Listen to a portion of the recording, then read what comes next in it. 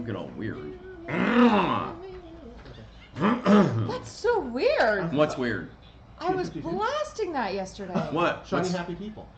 But that's a pretty random song. I listened to it a lot yesterday. Out of nowhere, I went through this REM thing yesterday and went, remember REM? Remember digging through my sister's tape. She had perfectly organized tape drawer. I can't hear nothing. Just in the corner, I guess. All right. You can't hear anything yet because we're not broadcasting yet. I can't hear anything. We're still on cue there. Shut it! Shut it! You're gonna hear something now. Ready? Yeah. Humble and Fred Radio. Delicious. These guys taste regular salsa.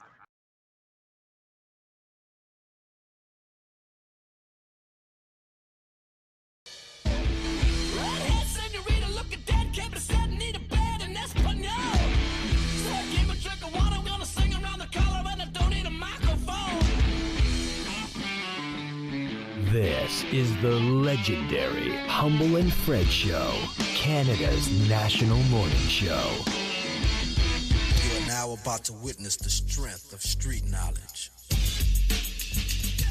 The following episode of Humble and Fred Radio is brought to you by FYI Music News, The Retirement Sherpa, Gig Sky, The Chambers Plan, Strain Print, Freedom Construction, Ringside MD, and Clear Air Solutions. If you'd like to talk to Humble and Fred, call 1-833-437-8465. That's 1-833-HF-STINK. And now from the Humble and Fred Queensway National Broadcast Center, here are Humble and Amanda and Fred and Phil. That was an actual I'm so request confused. to say, and now from the center, here, Humble and Fred. I'll explain the other part. Because on Monday you said, say Humble Howard. On Tuesday I say Humble Howard. You're like, Humble that and was Fred. Monday. And then today I'm so confused. Now you just say Humble and Fred. Say it. Now here's Humble and Fred. Very disappointed. When's Marco coming in? I should have done. I didn't even kiss him goodbye. Sometimes I try to kiss him goodbye in the morning, but then that wakes him up more, and then I feel bad. So Well, and you got to be careful because he has insomnia. exactly. So I don't know if he's been trolling the rooms all night, and he's just gone to bed. But You know, there are different categories. Like the kind of insomnia that I have is the kind where I fall asleep fantastically. Ask GFR. Literally, sometimes in the middle of her telling me another story. I'll just be like. yes, But then, like 3 o'clock this morning, I was wide awake. Wide awake, man. that is a different kind. He has that kind too. Yeah, and then I'm up for about an hour, cuddling with Miss Dan. He's a dog. But if he weren't, whatever. Get over yourself. So Stan and I are making out. And around somewhere in the forest, I fell back to sleep. Oh, that's good. Oh, you did fall back to Yeah, sleep. eventually. Some mornings I don't. Some mornings I'm just done at 3, but And then you just cuddle and lay and just and lay there think about meditating. the problems in the world. I meditate. I finally get up. I get up and watch TV or go downstairs. Sometimes I will light some candles in the room.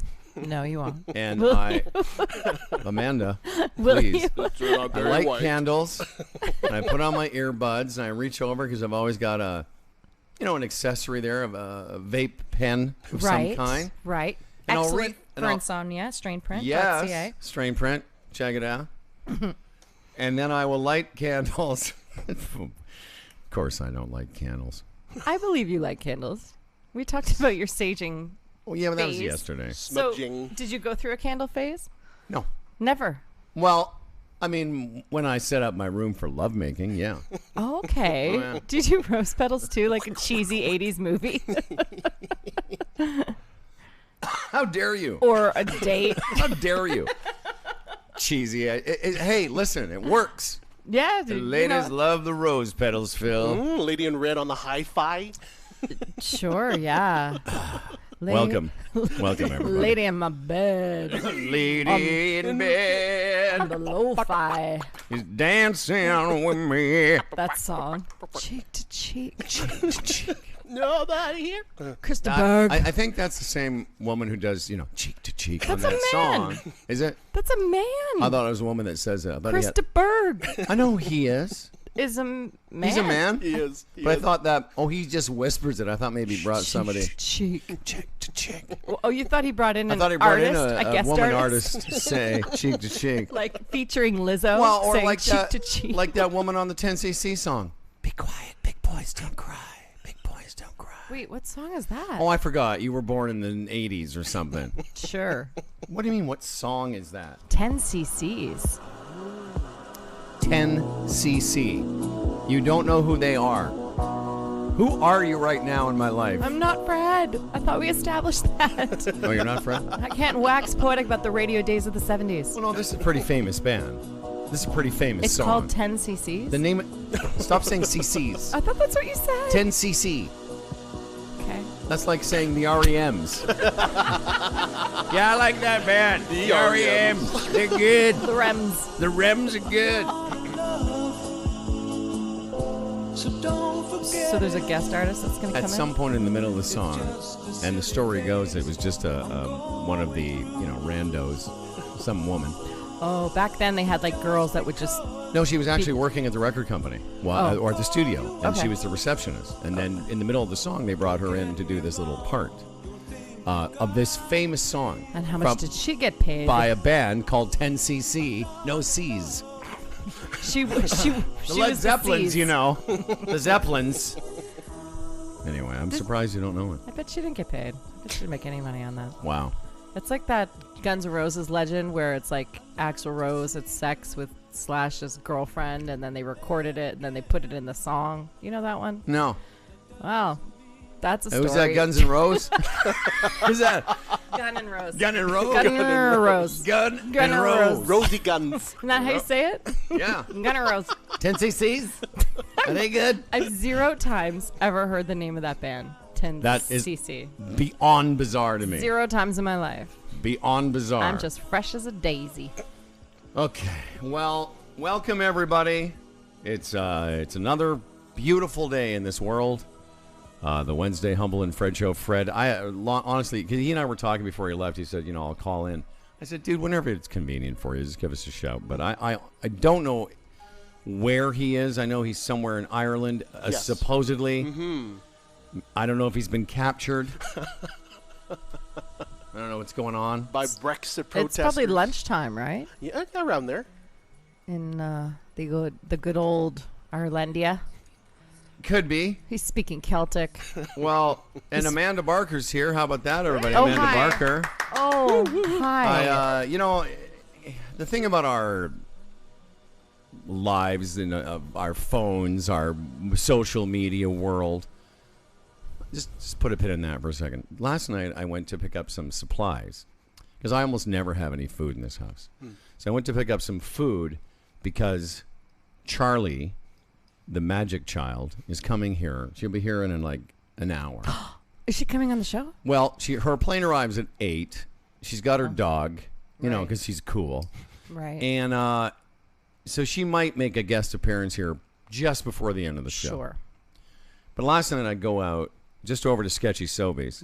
Not good Sobeys, but Sketchy Sobeys. The one with the side by Jim. The one next to your gym. Right. Where you do kickboxing. Sketchy Jim.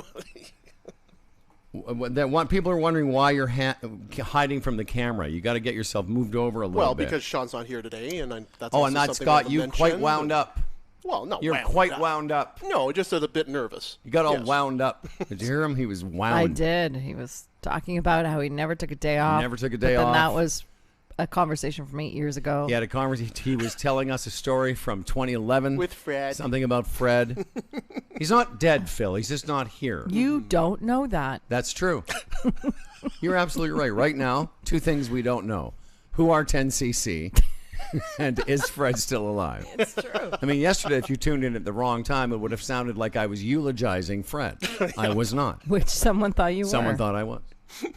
R.I.P. So I just popped over to the Sketchy Sobeys for some supplies, and I get there and I realize I don't have my phone.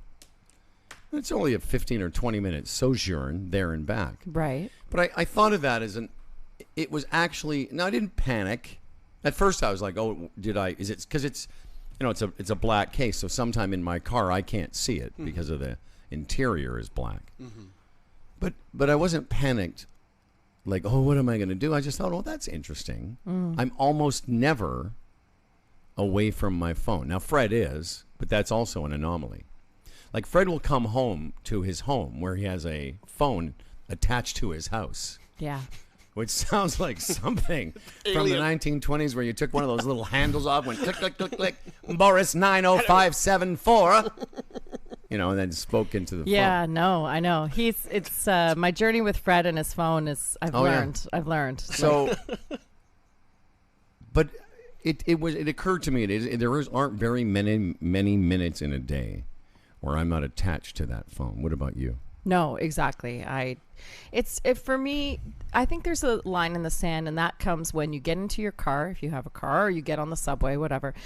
But when you leave your house and you have that moment of, I forgot my phone and I'm going to be late if I go back and get it. Do I go back and get it anyway? For me, yes. Because I've got too many balls in the air, too many variables, too many people who need to get in touch with me. I'm a doctor, basically. So I'm as call. a doctor, I know I'm on call 24 and it's friend 7. But it's sadly too close to the truth. I remember back in the old days saying, I'm never getting a pager because I never want to be that important. I remember saying that. Oh, did you? Yeah, in 1997. Sure. When I lived in Korea. That was my whole thing, was if people can reach me all the time, I don't ever want to be that important. I'm not a doctor. That's what I used to say. But we're all doctors now. You know, if you substitute the word phone for, you know, computer, or in the olden days, people I remember getting an iPad. Was it an iPad I have? Yep, yeah, you have that. Yeah, I had that iPad sitting in the studio. Yeah, right? with the duct tape. You used to play stuff from it. Right. Oh my God. I had but I remember. Yeah, that's right. That's What true. now, Stan? People. Hey. It's an old lady walking by. It's an old lady with those wraparound sunglasses. She's not doing anything. Yeah. Stan's like, I got She her. swims with me in the senior lane. Stan came wandering back like, don't worry, I took care of that old lady with the wraparound sunglasses. She couldn't turn her neck. No. But don't worry, I got her. She's not turning her neck around these parts. A Stan dog. says.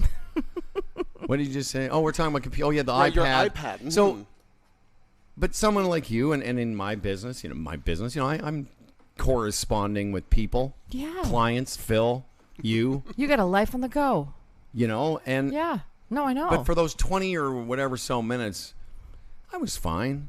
You know, because usually I have my phone and I think I'll take it if I'm moving around the house, because I'm at the age now where I could just have an episode. Don't know what that episode is. Fall down the stairs, I crack my head, I have a heart attack, I have an aneurysm. Foreshadowing. Too soon. I have something. Yeah. I need my phone. Yeah. But I have this fantasy scenario that I fall down, and I'm half conscious, but I'm still able to 911. Right. But then here's the thing about this place. Mm-hmm. If I'm on the 4th floor and, first responders have to get to me, it ain't going to be easy. No, I you know. know. I think about that. You and I both live in townhouses. Yeah, a lot of stairs going up and down for the paramedics. There is. And also, if you leave that phone by the TV downstairs and wander upstairs, and then you have that, because I go to bed and go, where's my phone? Oh, I don't know. I think it's downstairs, or it's in my purse or whatever. So it's really no use to me 3 floors down. But you know what I mean? But if it was in the car, I would go get it for sure. Well, it's a modern world, Amanda Barker, and one that does not include 10cc. Or CCs. Or CCs. It's 100 cc's. What is this song? Where's the song? I had it all. I don't know. I had it all ready for you. I'm still back on insomnia and the different kinds. I'm thinking about that. So the thing with Marco is when I kiss him goodbye, if he's sleeping, there's a certain level of sleep where he will be like, he'll always say the same thing to me. Drive safe. He always says, drive safe. Aww. And he'll need a kiss and then he'll turn. That's him half asleep. Mm-hmm. But there's another level of sleep, and sometimes I can't tell the difference, where I'm standing over him trying to decide if I should kiss him, and he'll look up at me and go, why are you standing over me like you're going to murder me? Am I about to be murdered by my wife? The ominous shadow. And then that's our goodbye. Nice. Goodbye. This was on the earlier part of my day when I was happy. I was blasting REM. Now you've heard of them. Rem. Yes, good old Rem. Good old REM. Automatic for the People. I think that was the name of this album. I was a big REM guy for a long time. I loved that band. Loved them, and forgot how much I love them and how many of the words of various old 80s versions of songs. Yeah. You know, we played a lot of REM on the old Humble and Fred show. I bet you did. When we had the big contracts and, multiple people just waiting around. Did you meet Michael Stipe? Did they ever come in? The second half of that question, they probably came in many, many times on Live in Toronto and that kind of thing. Mm-hmm. But I don't think I ever met him. You know who's great on this song, too, is that... the woman that says, "Big boys don't cry." Yeah. Cheek to cheek. That woman? They pulled her in. She was Cheek an to assistant. The woman from the B-52s on this. Oh, Kate, yeah. Kate something. Yes. She had the most beautiful, clear tone in her voice. Yeah. And I was listening to them yesterday, too. I was going down that 90s wormhole. Now, I did not know that was the woman who's singing on this. There she is. Yeah. Kate, they dated. I know, he's gay, but before he was gay. So there was a lot of REM in our lives. Fred and I, we played these songs lots and lots. And then for a long time, we didn't. We worked at Mojo, and then I went and worked at this Easy Rock, it was called. Mm-hmm. And then Easy Rock changed over to Boom 97.3, and it became the most successful radio station in Toronto. Oh, long after I got fired.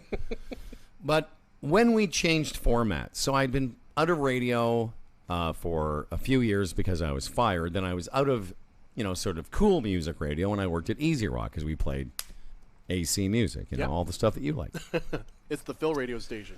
And then in December of 2010, we were told, hey, when we come back from the break, I think that's what it was, from the Christmas break, we're going to change formats into this, music of the, 70s, 80s, right. 90s. We're going to call the radio station Boom 97.3. Mm-hmm. And the reason I'm telling you this is because the first day we were back, and I was working with Colleen Rushholm, I got to play this song. And I remember introducing it, and I was like, well, that's a brand new radio station, everybody. Here with Colleen Rushholm. It's 6 o'clock. Great to have you along on a Monday morning. And welcome to the new station, playing the music, blah, blah, blah. Here's REM on Boom 97.3. And I got to tell you, when I introduced the song, I got a little emotional because I thought I was never going to get a chance to play music like this again. And then when I did, I got sick of it after a while again. It was fine. But at first I was like, wow. Because I never thought I was ever going to get to play these songs again. And I got to play all those songs again, right up until they fired me. And here you are playing it again? And here I am playing whatever I want. Whatever you want. Cheek to cheek. That's a nice intro, by the way. You hit it right on the... Listen, I have this idea for a podcast, and I'm thinking of doing it. Yeah, you should do it. Of just me and other guys who did what I used to do, just introducing songs. Won't play the whole song, just the intros. I'll tell you something. That podcast might end up being the most successful thing. It's so niche. And as we were talking to Jonathan Roy yesterday. Which, by the way, was a great conversation. Yeah, he's a great kid. Yeah. Well, and that whole vibe of it was cool. I came home and... the wonderful Chris Brown was painting our house expertly. It looks gorgeous. It looks gorgeous. Yeah. But I walk in and he was telling me all these other stories about him back when he was about Jonathan Roy, when he was a goalie, and he'd gotten in a fight. And that kid was a real. I didn't know He downplayed how good he went. Well, listen, he said, I played some junior hockey. He was a very, very good hockey player. I didn't know this, and that he had all this stuff. So where were you going with that before we got to Jonathan Roy? You were saying Johnny Happy. Oh, the podcast where just introduced we were songs. Talking about how people crave authenticity. Yes. This was actually in the podcast extra yesterday. But how people crave a good story, how people crave authenticity. And in the podcast world, often, not always, but that can translate into things that are very, very, very niche. We've talked about this. Yep. And so that is about as niche as it gets. And I think it's brilliant. I think you should do it. The other day, a friend of ours, Earl Epstein, was in, and we're talking. He's a very smart guy. And I always joke that he has, so much money he doesn't even need to be smart. But he's a very, very bright man. And I've been talking to him and some other guys like him about ideas for podcasts. Now, take Marco as a perfect example. Marco had an idea. He said, I'll just try it. Now, Marco has, I think, 3 podcasts. He does, and he's launching another one soon. So, but the point is, and then these guys, Earl and this other guy that I've been consulting with over the last couple of years, I always say, listen, stop trying to think of something. Yeah. Don't overthink all of this. It's like trying to predict something that will go viral. You just can't. Yeah. And my advice always is find something you're interested in. So Marco's interested in insomnia, and so he has an insomnia podcast. I'm interested in golf. I would do that thing I do it on Friday mornings. I just love doing it. Yeah. I look forward to it every week. It's something not only I'm interested in, but I'm doing it because I'm interested in it. So the idea I always say to these guys is find something you like, do it, and see if other people like it too. Some of the best advice I have ever heard, and I've said it many times, is the minute you go specific, you go universal. And yes. I believe in that because we often think in our world of trying to write the next big musical, trying to create the next big podcast, whatever it is. When you think about the market first, you've already lost something in that because you're writing it, and it's a funny thing to say because 20 years ago, I would have poo-pooed this advice because I would be like, oh, who cares about writing from a pure place? But the truth is, if it connects to you, to the inner levels of who you are, and also make enough that you want to do it no matter what, it's a very different thing than writing something because it's going to tour for 3 years and it's going to be like, and I'm likening this, of course, to my life because I wrote this musical and I wrote 2 shows at the same time, and one was a passion project and we did it because we loved it and didn't know who else would connect to it. The other was written because we thought there's a market here. Well, no, I know it, and that's such a great example because Little Black Dress it's a great idea, but it's a great idea because of the marketing, because as soon as you hear it, you go, ooh, that's going to connect with a lot of people.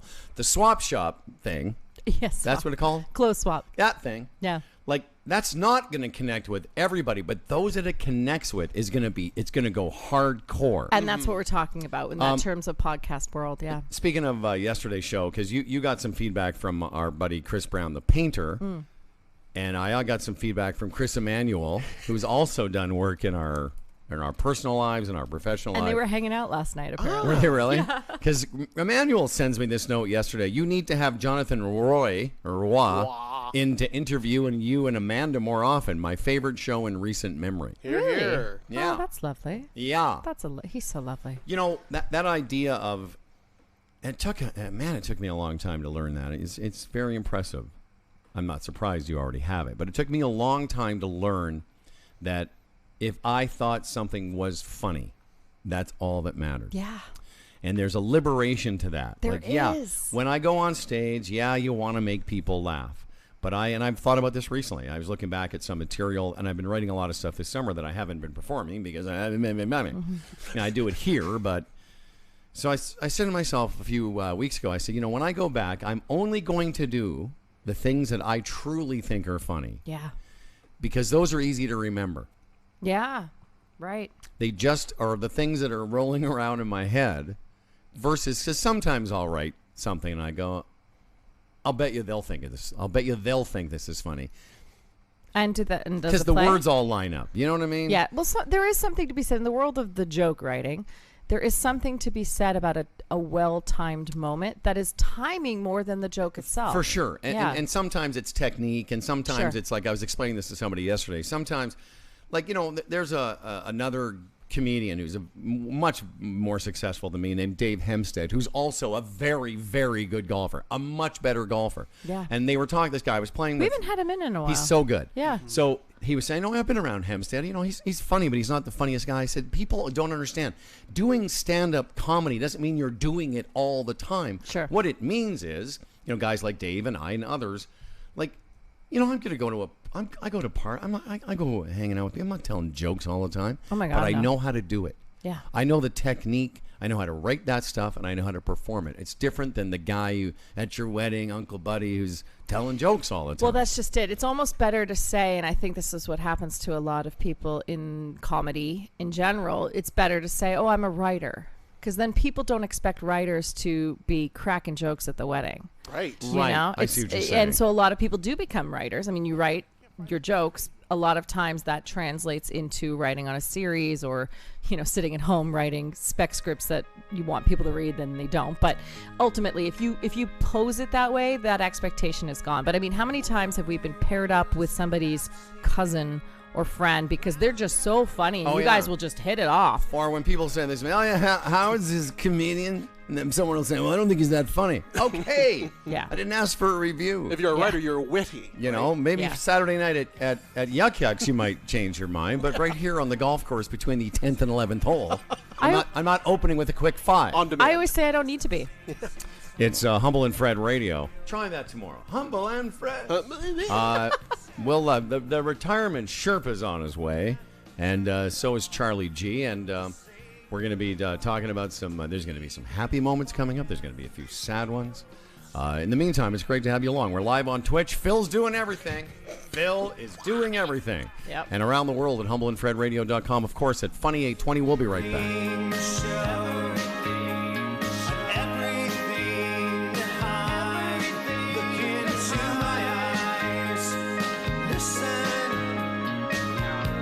Radio Free Europe, fantastic song. Okay, let me just. I'm writing them. Yeah, let him I do do that. need to know for soap can purposes though. That's a radio song. Oh, it's actually called radio song, eh? Fall on Me, one Uh-huh. of the most beautiful songs ever.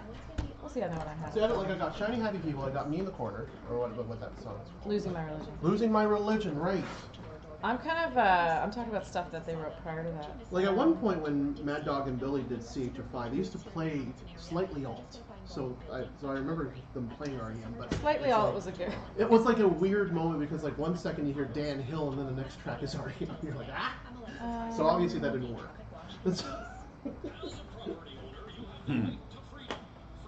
And then at the same time, I think that was when Aaron Davis joined Mike Cooper on Easy Rock. Strange was a great I song. had that high school commute, so 2 Okay, hours. guys, can we do? something. Can you do? I'll do Chamber Plan. Can you do Gig Sky, Phil? What do you want me to do? Nothing? You just look pretty. Chamber Plan, Gig Sky, and then we have Tim coming in. Plan, here we go, Howard. Oh, no, yeah. And then Gig Sky. Orange Crush, maybe you remember that song. It was a good drink. Follow me, don't follow I am me. going to listen. Got my orange crush. Which was about Agent Orange that was spraying all Oh, yeah. You may have heard of The that, babies Phil. with the deformities, yeah. the. Member? Good old Member? Papa. Well, it's hard when you're on the side of the Remember screen. War? Yeah. Papa's retiring on Monday. Sorry and then about that, about the plane guests ticket. today. Oh dear, what happened to Phil? Come on. All right, last commercial is us. You're going to hear yourself. Oh no, you're going to hear Fred talking about advertising. There you go. Got my resin, got my orange crush. Right? Now it's all REM It's a today. good song. It's a great song. Fall on Me, Strange. Great. Fall on Me is Orange Crush. No, Fall on me. No. Don't fall on me. Tell the sky and tell the sky, don't fall on me. What song is that? Fall on Me. I thought that was Orange Crush. No, look it up. Aren't they the same song? Nope. Written years apart. No, that's Orange Crush. What's the chorus to Orange Crush? It's like that. Okay, so it's exactly like that. We're gonna have that out. Call on me, don't call. It's like call on me. No, yeah, well, what? It's the same don't song. call Orange, me. orange, if we're coming back with it. But yeah, I even remember that first time I got to do that again. I was like, wow, who thought this was ever gonna happen? After 2 years of just shit. You don't know where life is gonna take you, That's right, you never know. and when life is gonna take you. Yes, of course. You don't. How much know. time, Phil? We have a minute or so. Let's see where my daughter is. So Chris and Chris were cheek to cheek yesterday. Can I order a coffee to be delivered to me? You probably could. Why don't you want one of our coffees? I want a latte. Yeah, do it. I so fucking want you to. I know. I want to. How do I do Uber it? Eats and latte. Is over it here. is it Uber Eats? Yeah, of Yeah. course. Okay. Great. Done. Follow me. Someone loves your singing, Amanda, on Twitch. Oh, good. 10 years of voice training. You know, Sean said earlier this month, he's just like, Phil, you know, they do karaoke stuff on Twitch. Do you want to join me? And I'm like, yeah, why not? But how do you... I would like this? How is this on a 90s karaoke, an alt 90s, alt 80s actually, Alt 80s. slash 90s karaoke. That would make me You know, happy. getting back to the, like, my buddy Lumbee and Earl, I just wish they, you know, both of them could have 100 episodes of a podcast by now, and I would listen to it. Because, and that's what I said to them. I said, do what you want to do, and then people will find it. I said, it's trying to predict what will be popular. You cannot, and why bother? And why You'll go bother? crazy. You'll You know, chase it. You're chasing a moving target. And I really believe that. Like I said, I'm glad you, like, I got that about radio way early. I was like, I'll just do shit that I think is funny. And then when I met him, we just did stuff that we thought was funny. Yeah.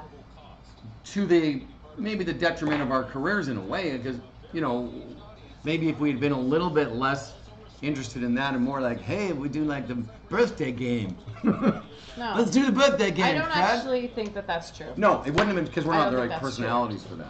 Yeah, there are people that is their absolutely. interest. Well, because they can't do the Guys, what's happened here? I've done something.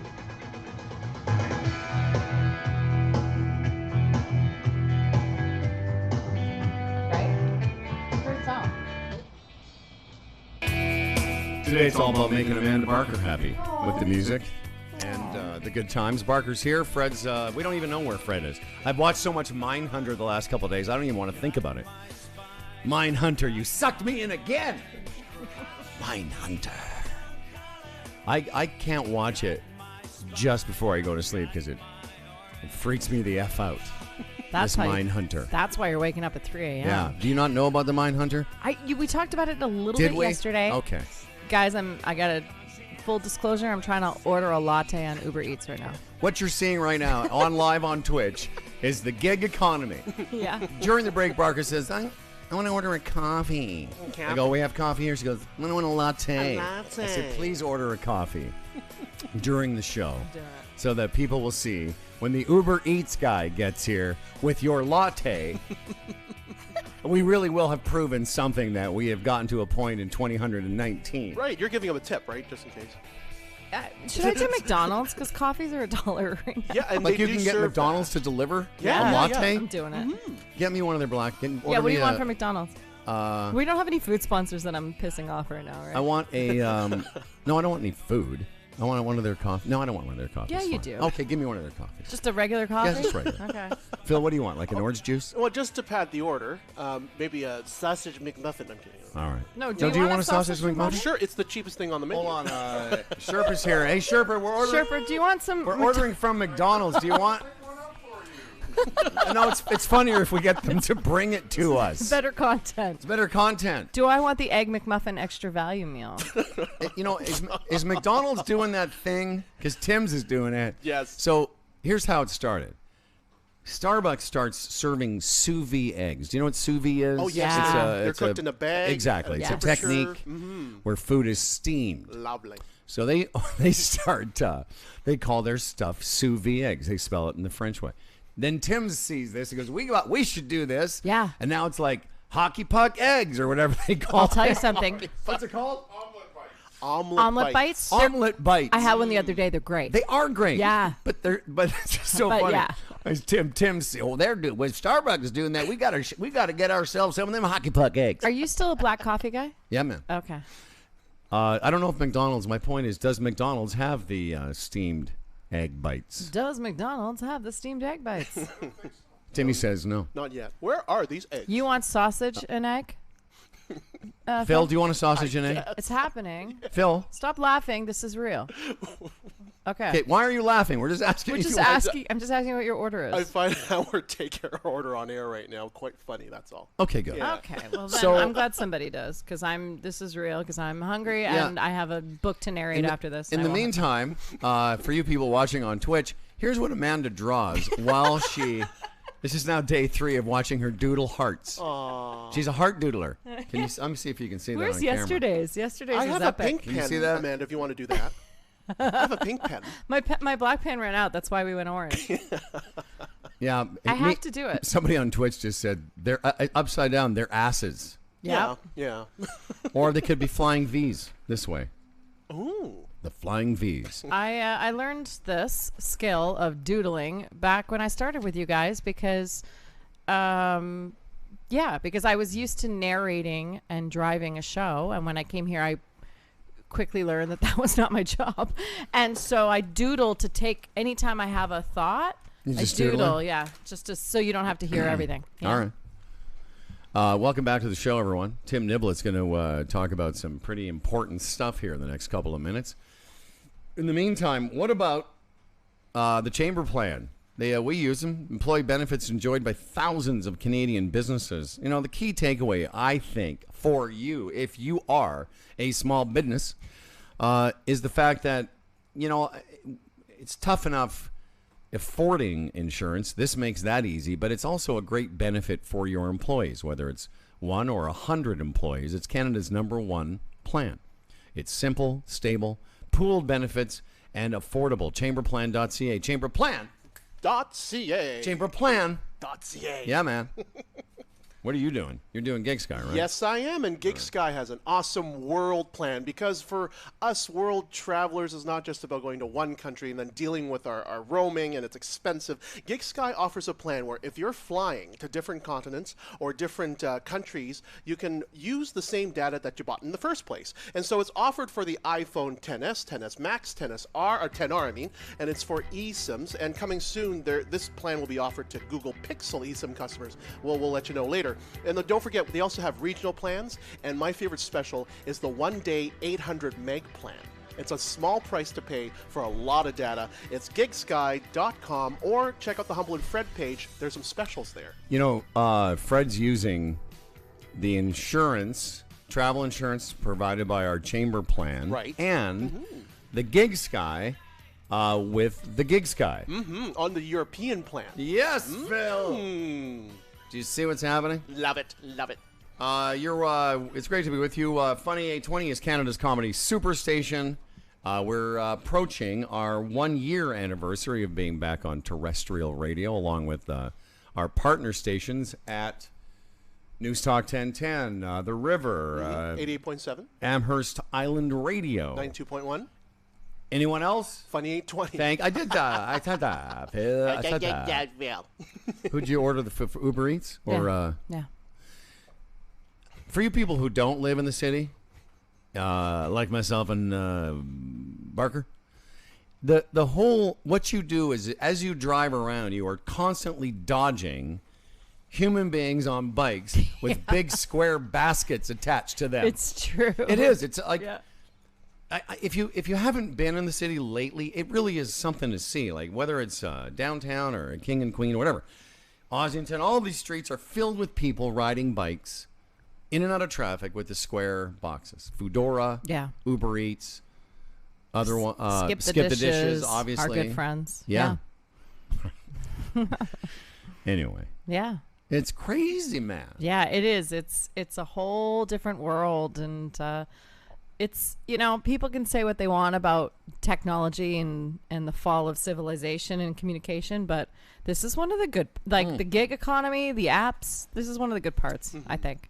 Charlie, whose plane lands in 12 minutes, has told me that her office, I think I mentioned this before, she works on, she works in Midtown, I guess at Midtown Manhattan, she works like 30th and Madison Avenue, so whatever that is. She said her office, and not just where she works, but her building is just all day long. Not just food being delivered, but everything. You know, people are picking up laundry and dropping things off. It's like it's what we just did to the nth degree. Yeah, it is. And New York is very special that way because a lot of them are on foot. They do have bike couriers, a ton, obviously, but a lot of them are just walking around. I have a friend who's living in New York right now, and her entire job is she works for, I think, Postmates, and she walks around and gives people lattes all day. Like picks up the latte at Starbucks, goes 3 blocks down to the building, brings it over to the woman at her desk. What is the ETA on your McDonald's order? 8:15. 8:15. Mohammed is picking up my order. Nice. He is. Lovely. Well, I wonder what it would be. I know he probably wouldn't do it, but I just like to know what Muhammad thinks of all this. Well, he's driving a Dodge Caravan, so we'll see. You know, I mean, listen, there was a time when I was trying to improve my Uber rating, which, by the way, has gone down. Oh, mine's gone up. I didn't want to talk about it, but it's gone down. But Where are you at now? I'm not good. Really? Yeah. Like, really? No, I don't know. But for a time there, I was trying to really engage the drivers. Right. To try and up my... It was. I was putting on a little show. I'm at 4.88. I'm pretty proud of that. Yeah, that's up from 4.86. Mine's 4.79. Oh, yeah. Yeah, down from point. Hey, what do you mean, ooh, what's yours? I'll check. All right. I'm sure it's very high. I'm sure, of course, Nimblet will be. It won't even be a rating. It'll just be a picture of an angel. Nimblet's rating is the picture of an angel petting a kitten. My rating is a picture of a badger furiously, eating some nachos. Angry badger. 4.79. It went down. And here's where it went down. It's canceling for me. Here's what it was. The last time I was in New York was June. This is part of a larger conversation I wanted to have with you, and Sure. and we'll start it maybe now and continue it later. It depends on where we get. But when I see Charlie this morning in less than an hour, it'll be the first time I've seen her since I went to New York in early June. In fact, I was going to look it up because I wanted to ask you about something. Sure. So I went to New York. Yeah. I remember, and you made it there because you haven't had a good time with flights. So on May 30th, I went to New York, and we were back on that Sunday. So I haven't seen Charlie since June 2nd. Okay, that's quite a while. It's the longest I've ever gone without seeing my firstborn child. Wow. But I wanted to relate it to something that you and I have gone through, which is when I moved away from home, from Moose Balls, back in the 1980s and 90s, I just didn't have the same relationship with my parents, but I would go a year sometimes without seeing my mother and father. So back to my rating, Uber rating. So when I was in New York and I took Spencer on May 30th, we came in late on a Thursday night and we couldn't get an Uber. Because they're at LaGuardia, they have an Uber place where you go, right? That big lineup. The big lineup. It's and like there's a spiral. And you go under it to there's an Uber meet place at LaGuardia in the parking lot. There is now in Pearson too, by the way. Yes, absolutely. yes. And Pearson, yeah, for sure. Quite nice. Very good. Much less chaotic. So what happened was we kept calling and they kept canceling, or they couldn't get a signal, or it's a really bad situation because it's a bit underground and the signal's intermittent. Right. So after that weekend, my rating went down. Oh, wow. Because they all got mad at me. Because you couldn't connect with them. Couldn't connect with them. Yeah, well, that's what happens. What's the longest you have gone without seeing your mother and father? A year, probably. When you were in Korea? Yeah, well, actually, they came to Korea 6 months in. That was the agreement. So I saw them 6 months in.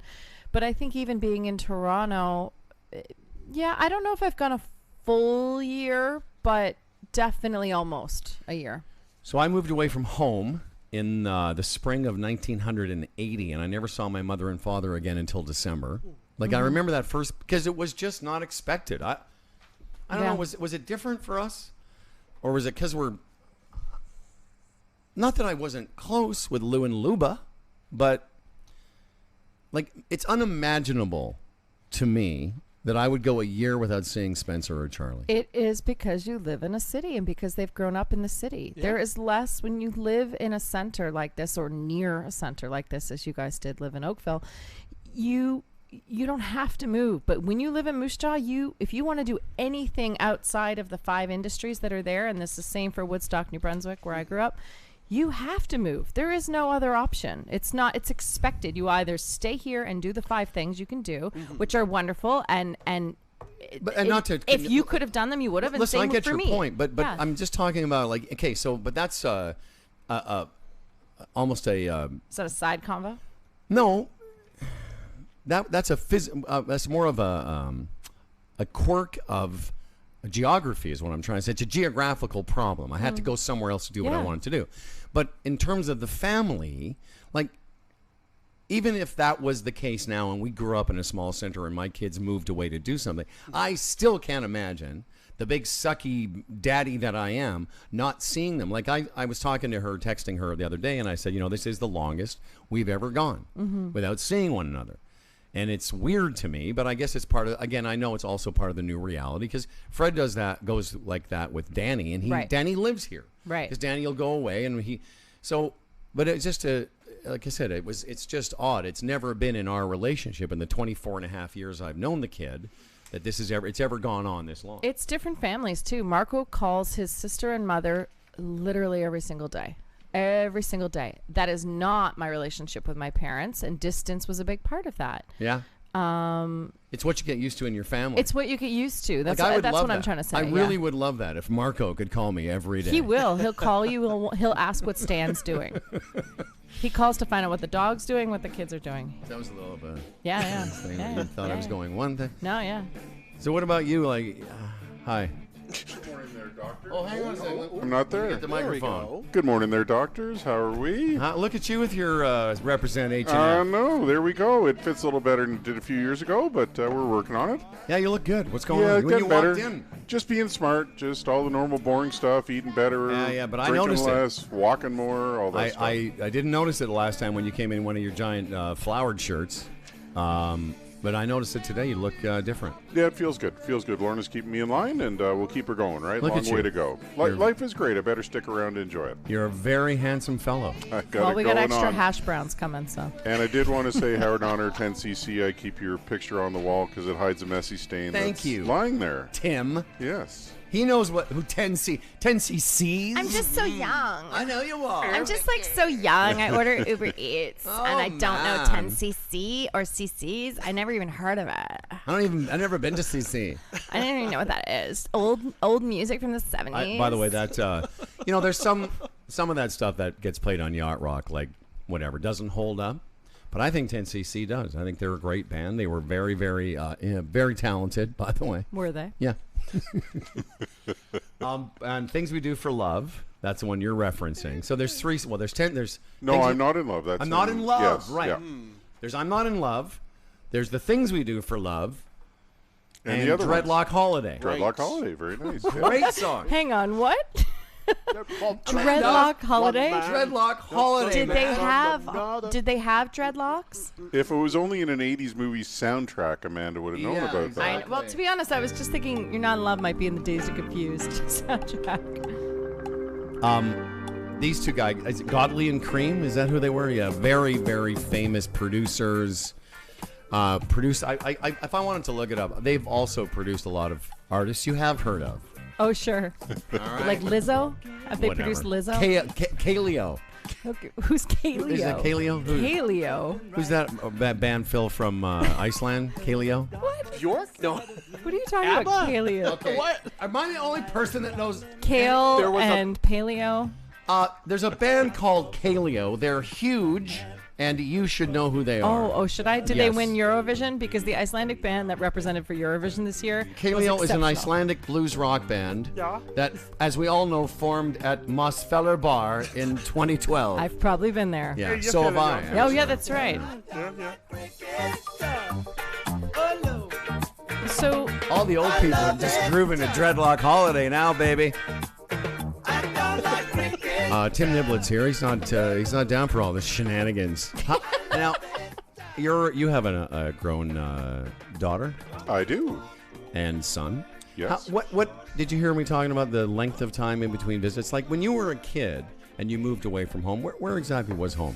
Well, I was all over the place. Parents were in Ottawa for, throughout. I lived all across the country in my retail days, Foot Locker, Randy River, Canary Island, traveled all across the country as a national sales manager. So I was probably about a twice-a-year rhythm to go back to Ottawa. So when you moved away from Ottawa, what was that move to here? And then you worked out of here, Toronto? Hamilton, Niagara Falls, Saskatoon, Edmonton, Vancouver, back to Toronto.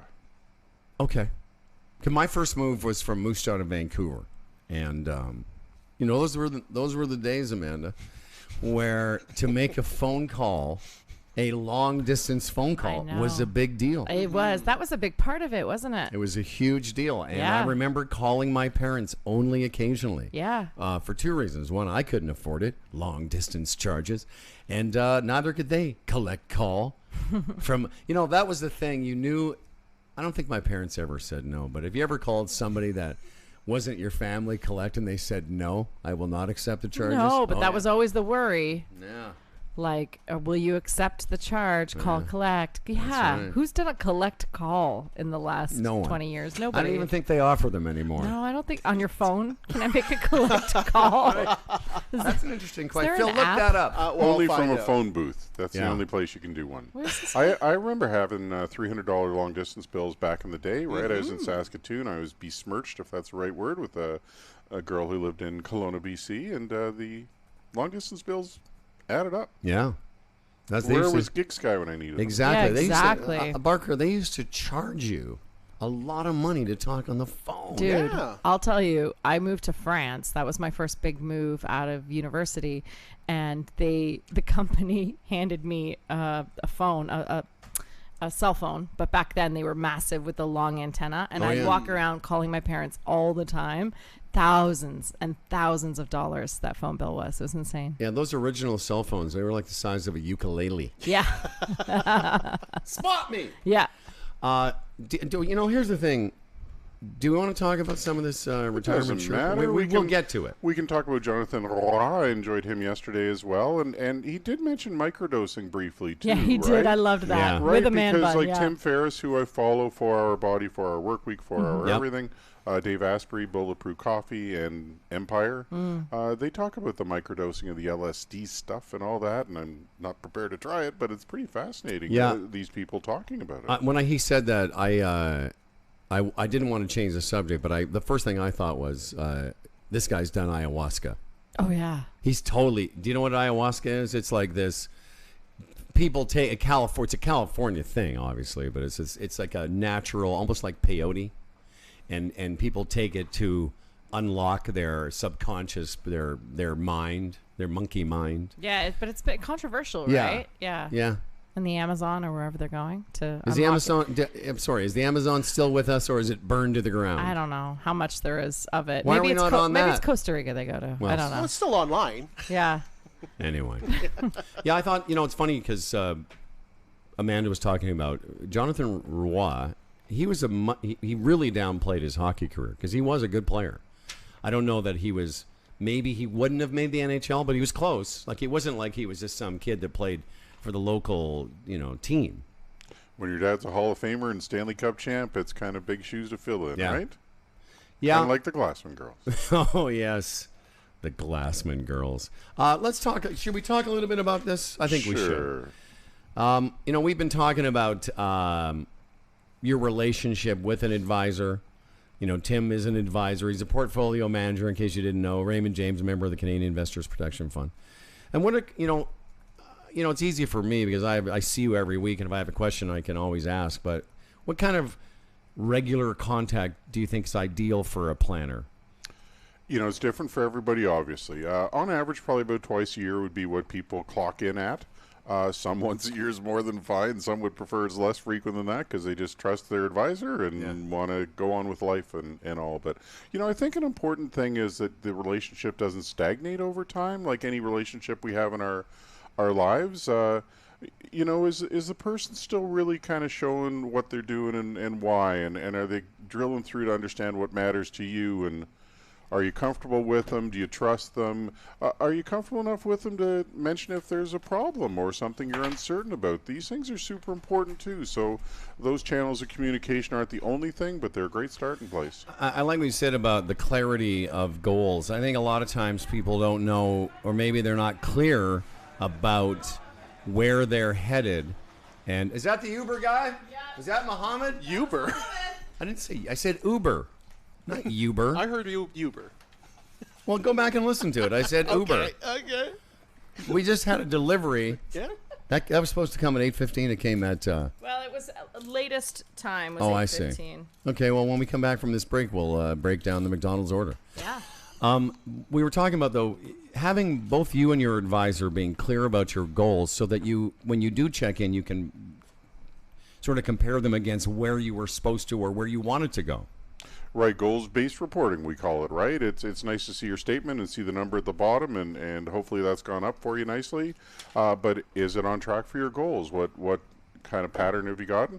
You know, sometimes if you go backwards and it happens in the markets, you're still on track, and that's good for people to know. So that's why it all starts with the plan. What does your money need to do for you, and how are you doing? How are you progressing towards that? Okay, hang around a second here. I've got I think a difficult question to ask you. And I'm not going to ask for a prediction. I just want to get a feeling from the retirement Sherpa, because a lot of people. I had a weird phone call with Dan Duran, who's, by the way, not a portfolio manager, but Dan Duran. Not yet. Dan Duran and I were talking, we're talking about something else, and he just laid down this whole doom and gloom scenario for the economy, and I said, "F you, Dan Duran. I'm with the Sherpa. Yeah. I'm not giving you my money, weatherman." But I do want to talk a little bit about where people are. Maybe some of their panic is, because there's definitely some panic in the air concerning a couple of things. Oh, there's the Retirement Sherpa's music. Okay, we'll come back. It's Humble and Fred Radio. Fred's in Europe. Amanda Barker's here, just crushing it every day. Phil, I don't know what Phil's up to. He's doing 9 people's jobs. I have a crush. And Phil's Pearliversary, I think, was that today? It was last week. Oh, okay. We were going to mention that. Oh, we're going to talk about it at some point, I promise. It's Humble and Fred Radio. Just had a stroke. Live on Funny 820 and around the world at humbleandfredradio.com.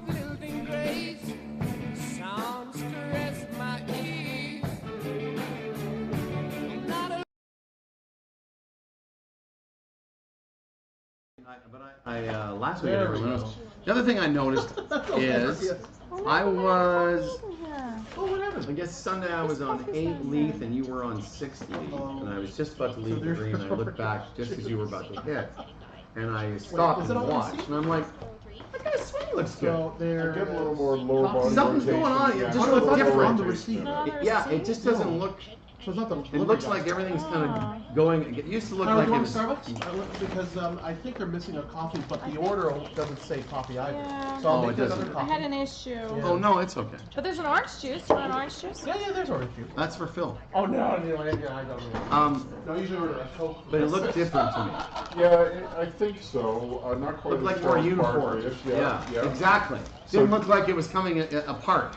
Jay, who just started with me, my business development specialist, he was with Loveland Forever, a teaching pro, and he goes, man, your practice was really good. I said, yeah, I've heard that one before. But the guy I was playing with on Sunday from Blue Springs, I had to give him a stroke. He threw a 40 at me on Leaf Field. That wasn't a very good start. No. I nearly got it back to 1 down, but I just had too big a mouth. The kid I played, 33-year-old kid, I'm nearly 60, as you know. I had to give him 4 shots. And I won the 17th hole to go even. Every hole where I gave him shots, we both parred, and I lost. 4 shots. But I shot 75. I missed a 5-foot putt on 18 There's a to big win the gap match. apparently. Yeah, that's Which the was one I kind of ordered, but I drag. But I gave him 4 shots and he shot maybe not 75, but like 77. Played pretty good. Like he shot better than his handicap. I just shot my handicap. But that was a good. I mean, that was our first win in that thing for a while, was it not? Yeah, 2011, I think Gerson was saying. Yeah, no, it was good. So Rusty and I are teed up for next Tuesday 1. Just 2 of us, in case you want to. For what? At Switzerland for our match. Oh. I can't. I'd love to, but I can't. I love playing with Rusty, and I love playing with you. We should get out though, the 4 of us, you, me, Freddie, and somebody, before it snows. You're gonna hear a CTV commercial. Okay, so we're gonna hold you over for a minute. I'm gonna ask you a little bit about a couple of things, and then we'll just say thanks. I'm having this problem, and also only about half the order got ordered, and I think it was my bad on what I hit. What did you get? So there's no coffee and there's no other sausage. I got a wrap, a hash brown, an orange juice somehow, and It's somebody else's order, I think. no, I think it's, I was doing it on air, and I thought I had hit all of it, but I guess one canceled the other out or something. Anyway, I can order again. It's weird where No. you try Do you want coffee? Fuck, I got coffee. Bill's got So it. that's what people get. What do you want to wrap? Sorry to just sit here and eat this. No, baby. do your it. portfolio properly, have a Sorry, number not of sorry. You know what I mean? non-market linked things, Right. Yeah. and properly diversified with your market linked. Don't be a freaking psychic, right? Guys, You're gonna be wrong more often than you're right. That's true.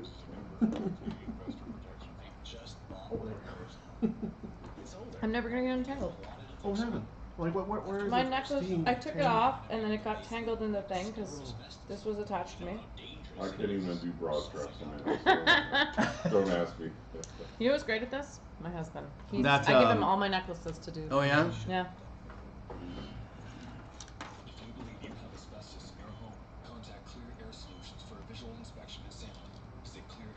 So when you microdose on hallucinogenics, all seen, all knowing seer, not that you. Yeah, I'd never even heard of How that. long does You it- ever heard of microdosing? No, I've heard of microdosing, but not with LSD or, mescaline or whatever. I didn't. That's Well, a usually couple what people kind do of though. millennial thought leaders, like I say, Ferris and Yeah. Asprey, they both claim it's a good thing to do.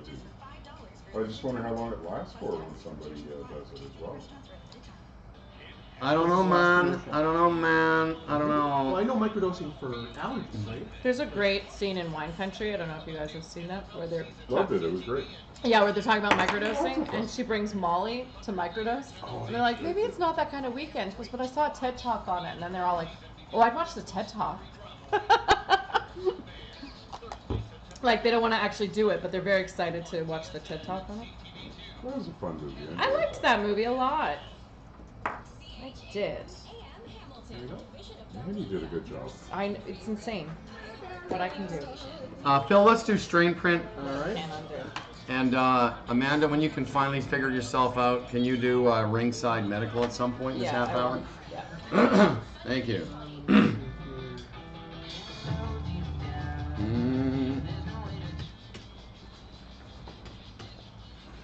It's Humble and Fred Radio. Good to be with you on this fine Wednesday. The retirement Sherpa's here as well. If you're watching on Twitch TV, I know you don't recognize him because he's tiny now. Little tiny thing. Yeah. He's wasting away. He's not eating this. What do you got? I got a farmer's wrap. We got the McDonald's order from Uber. From Uber Eats, and that didn't take very long. It was like 15 minutes. Why don't you just do this? Why don't you just unclasp the thing? I did. And then there you go. Amanda's got her necklace wrapped around her headphones. They're very professional radio. Tim Niblett is tim.niblett@raymondjames.ca. He's a portfolio manager and a friend of the show, friend of mine. And the other day I had this weird conversation with portfolio manager Dan Duran, and he kind of was freaking out a little bit. He goes, economy and China and Trump and recession and blah. Too much microdosing. Yeah. Maybe. So I thought, okay, well, the Sherp's coming in on Wednesday. Maybe I'll... I know there are economic factors at play, but what about a feeling? Do you have a sense of where we're at? There's a lot to unwrap in that question, right? Because there's so many factors. Cautiously optimistic would be the short answer. This is when it's really important that you have a number of non-market correlated investments in your portfolio, and how much is right is different for everybody. Had a client check in on the weekend, super good clients, awesome people. They were with a Dan Duran doomsayer type and supposed to sell everything and go all to gold. That's right. Go to cash. That'll be Dan Duran's forecast in Peterborough. And for the long-range forecast, I'll say, go to cash. What people never think about with cash, and thankfully they don't think about it very often, you got to get it right going out, and you got to get it right going in. Mm-hmm. And good luck with that. Well, that's one of the oldest adages, even before I met you. The idea, Buffett said this years ago, but trying to be a market timer.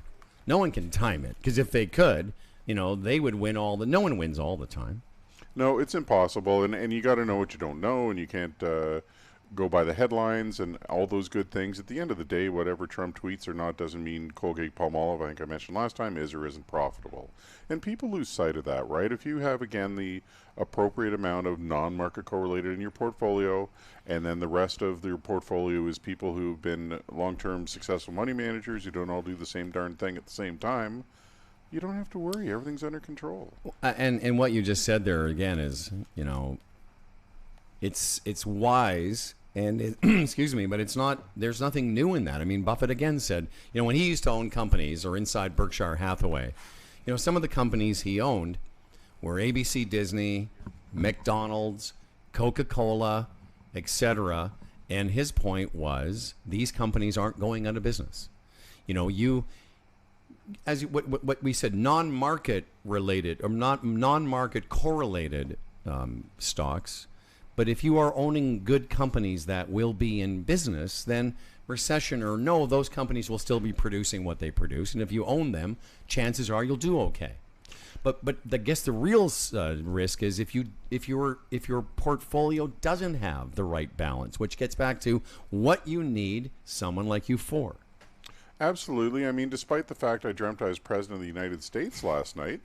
Weird. Which was much better than my normal, I'm not getting somewhere on time, or I didn't pack right, or, just kind of unfulfilled things. I like to think it's because I'm a problem solver. That's why I dream about that. But when I woke up, I knew I wasn't president of the United States, and that following Warren Buffett's wisdom wouldn't be a bad idea, right? So, absolutely. Success leaves clues. If somebody who's amassed wealth for himself and others, as he has, espouses something, you should listen and learn. And really, if this last little bit of the conversation, if you don't have a portfolio, a guy, then Tim's your person. But the bottom line is you should have somebody, because this is exactly what we're talking about. Have good companies, have your portfolio with the right balance, as you've said.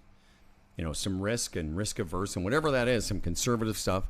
So that if there are times of, like 2008, it seems like a very short time ago, but that's 11 years ago when that recession hit, the Fannie Mae and Freddie Mac, and all that stuff. But it passed, as they always do. Like people are freaking out about Trump 2020, but get your heads around it now. Yeah. Because that's going to happen. There isn't a, maybe in the next election cycle, there could be a superstar Democrat like Barack Obama again, but there ain't one now. There's no bright light of that party coming to make a difference. And you know what people are like? They may think Trump's an idiot, but it's the devil you know. I'd only say to that, when we were this far out before Trump got elected, I don't think anybody was saying he was going to win either, right? So the landscape can change a lot. In fact, the week before, Nate Silver, 538, big prognosticator, he thought Hillary was going to win. Well, so everyone thought Hillary was going to win. Yeah. But Phil, I pointed to me because you remember that conversation we had a year before Trump got elected. That fall, I was saying, don't be surprised if this wingding could actually get himself elected, because Ronald Reagan did, and he used to make movies with monkeys. It's true. No, it's all very true, and you don't want to navigate that by yourself. That's the point. Tim.Niblitt at RaymondJames.ca. Tim's looking great. He's going to be around for a long time. So check him out. The Retirement Sherpa. And, keep it up. Keep up the great work. Thank you very much. Fantastic. Quick shout out to my assistant, Deborah, who Saturday marked 13 years with me, the poor lady. Oh, wow. So that's pretty exciting. And then we just hired our new business development specialist. Look at you. We got it going on. We got a great team. It's all good. And always great to see you. Well, I see you later on for Ladies' Day. Yes, sir. Absolutely. Yeah. And I see Tim at the golf course. It's a different kind of thing. It's just more of a nod and a, hey there, big fella kind of. Oh, when you're out on the golf course? Yeah, well, he socializes with a much cooler crowd than I do. Really? Oh, yeah. All the people with the cigars and these people. The cigar people. And Howard says your swing doesn't look as bad as it did last time. So we have a lot of fun out there. Oh, that's funny. All right. Thank you, sir. Hey, can we talk a little bit about our friends? Are you doing Strain Print or Yes. am I? You're going to do. Yep, we're right talking here. about our friends at Strain Print. We had Megan Henderson in here the other day from Hello MD, and that's a Strain Print friend, and now hopefully a friend of the show. And we have another strain. Oh, hold on. Another strain print friend, Rob Fritt, coming in tomorrow. Oh. Come on. Yeah. Serious? Yeah. I love that. Philly, tell me something. Absolutely. A kind reminder, use cannabis better with the free Strain Print Companion app that will help you learn how much more rewarding and beneficial your experience with cannabis can be. Every person processes cannabis differently, and so it's nice to be able to journal and track your developments through the cannabis world. The app can be easily downloaded for free on the Apple or Google Play Store. Check out strainprint.ca for details. They are wonderful.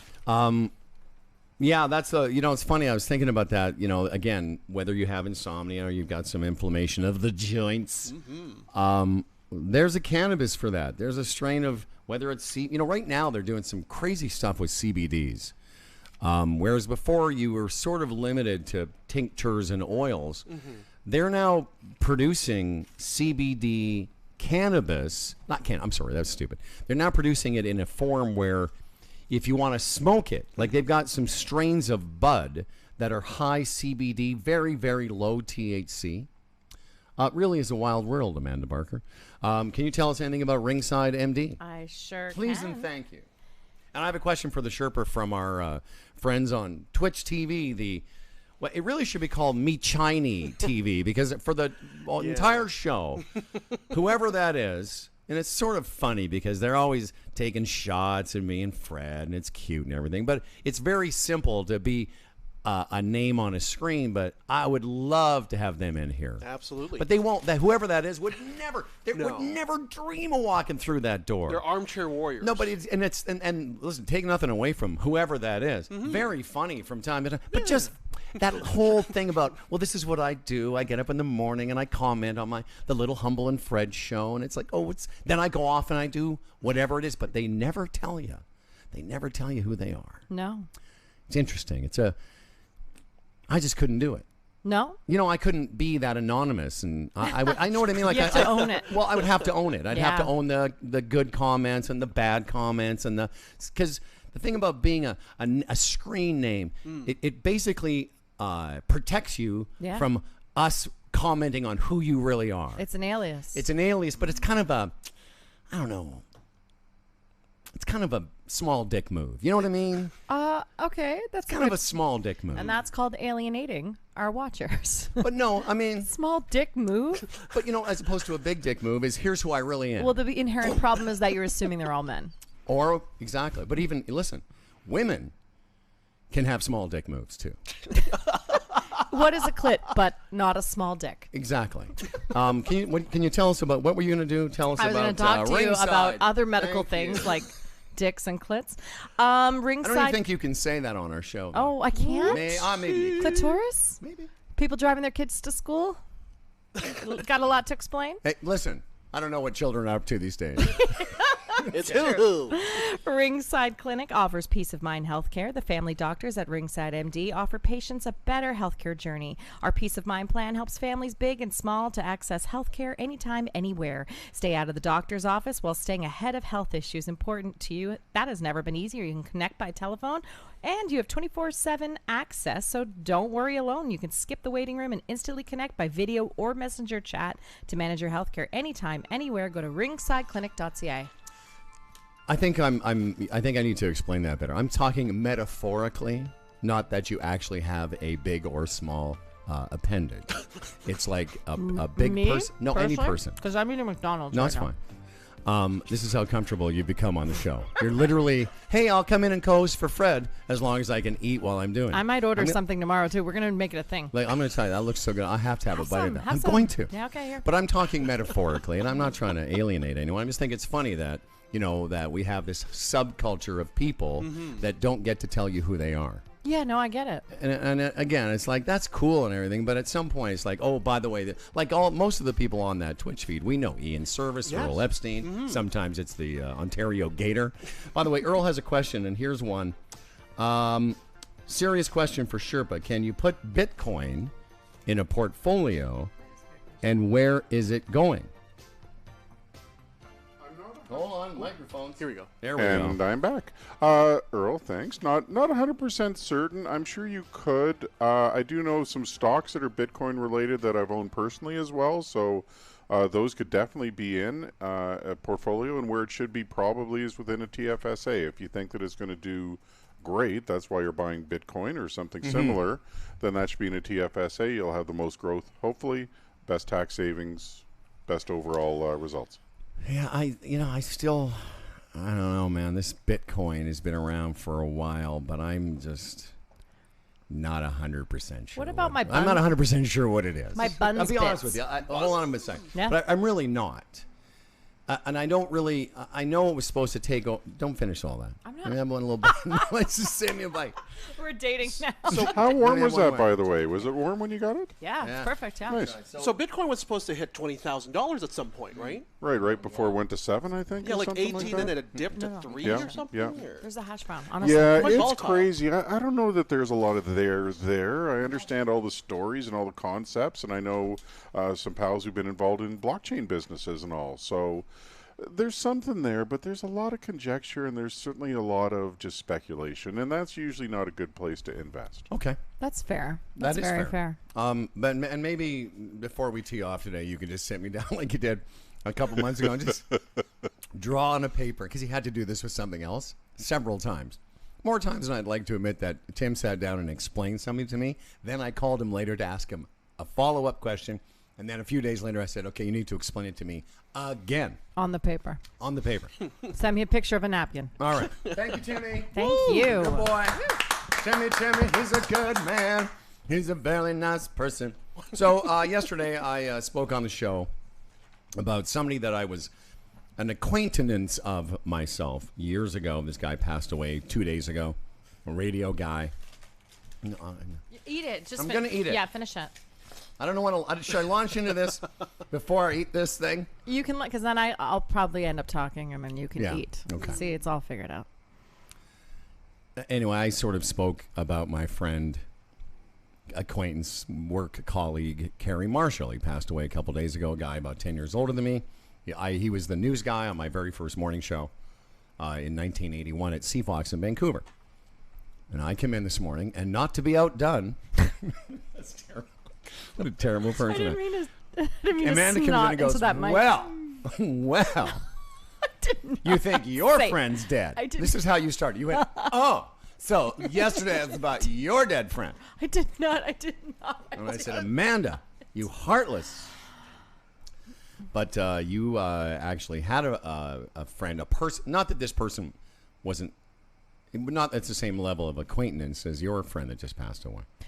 Well, yeah. I thought I actually had a bit of time to prep for this audiobook that I've been recording, and I was sitting in my car, and I got this text or a message saying, I haven't heard anything from a friend who lives in Whitehorse, who I don't message with I message with him sometimes. So I looked, kind of saying, what's that about? And then saw the first message, which was telling a small group of us that knew her that my very dear friend, Allison Marshall, and before she was married, Allison Mooney, so we all called her very affectionately Mooney, or Moon, had passed away very unexpectedly of an aneurysm. Yeah, and But that had hit she me like been a ill? ton of grief. No. She did have... I hope it's okay I'm talking about this, but it's out now, I think.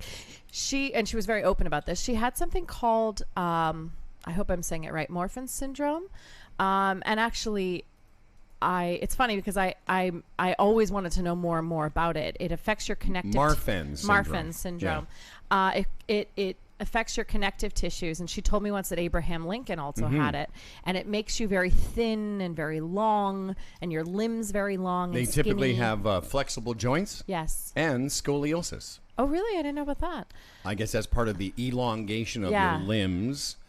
It says is a genetic disorder of the connective tissue. And so Marco will always tease me because anyone who's like kind of skinny and tall will be like, I think they have Marfan syndrome. He's like, not every person has Marfan syndrome. So did the Marfan syndrome I don't know. affect... She had an aneurysm. Well, she was very young. She was in her 40s, Yeah. you say? Oh, yeah. She was in her 40s. Yeah. Wow. Yeah. She was my roommate in my third year, her fourth year. She was the first person. And where was that, in New Brunswick? At Mount Allison in New Brunswick. She loved it out there. And she had in the last few years moved back out there to run a bed and breakfast out there. And her and her husband remodeled this huge, honestly, mansion. Sprawling, gorgeous East Coast home. They had renovated the whole thing. And we're trying to make a go of that. And she was just such a sweet girl. But one of the things, she was one of the first people I met at Mount Allison, and she was the first person I met from Toronto who was from Toronto. So everybody out there was from yes. Toronto, but then they were really from Oakville and Georgetown and Brampton and all these places, but they would say Toronto. And so I got to know all these places before I ever stepped foot in Georgetown or any of these places. But she would always say, I'm from the beaches. And then everybody else would say to her, oh, you're really from Toronto. Mm-hmm. Which she was. She grew up in the beaches. She was a beautiful artist and an amazing person. And, you know, Facebook is a funny world, as we were saying yesterday, because I was going back and looking through the last time she had posted something about me and tagged her mom saying, remember Amanda Barker? She's doing this show now. And she was so proud and such a huge supporter. And I was just looking back through my old messages with her. And one of the last ones was, I'm listening to you right now on Humble and Fred, and you have such a great laugh.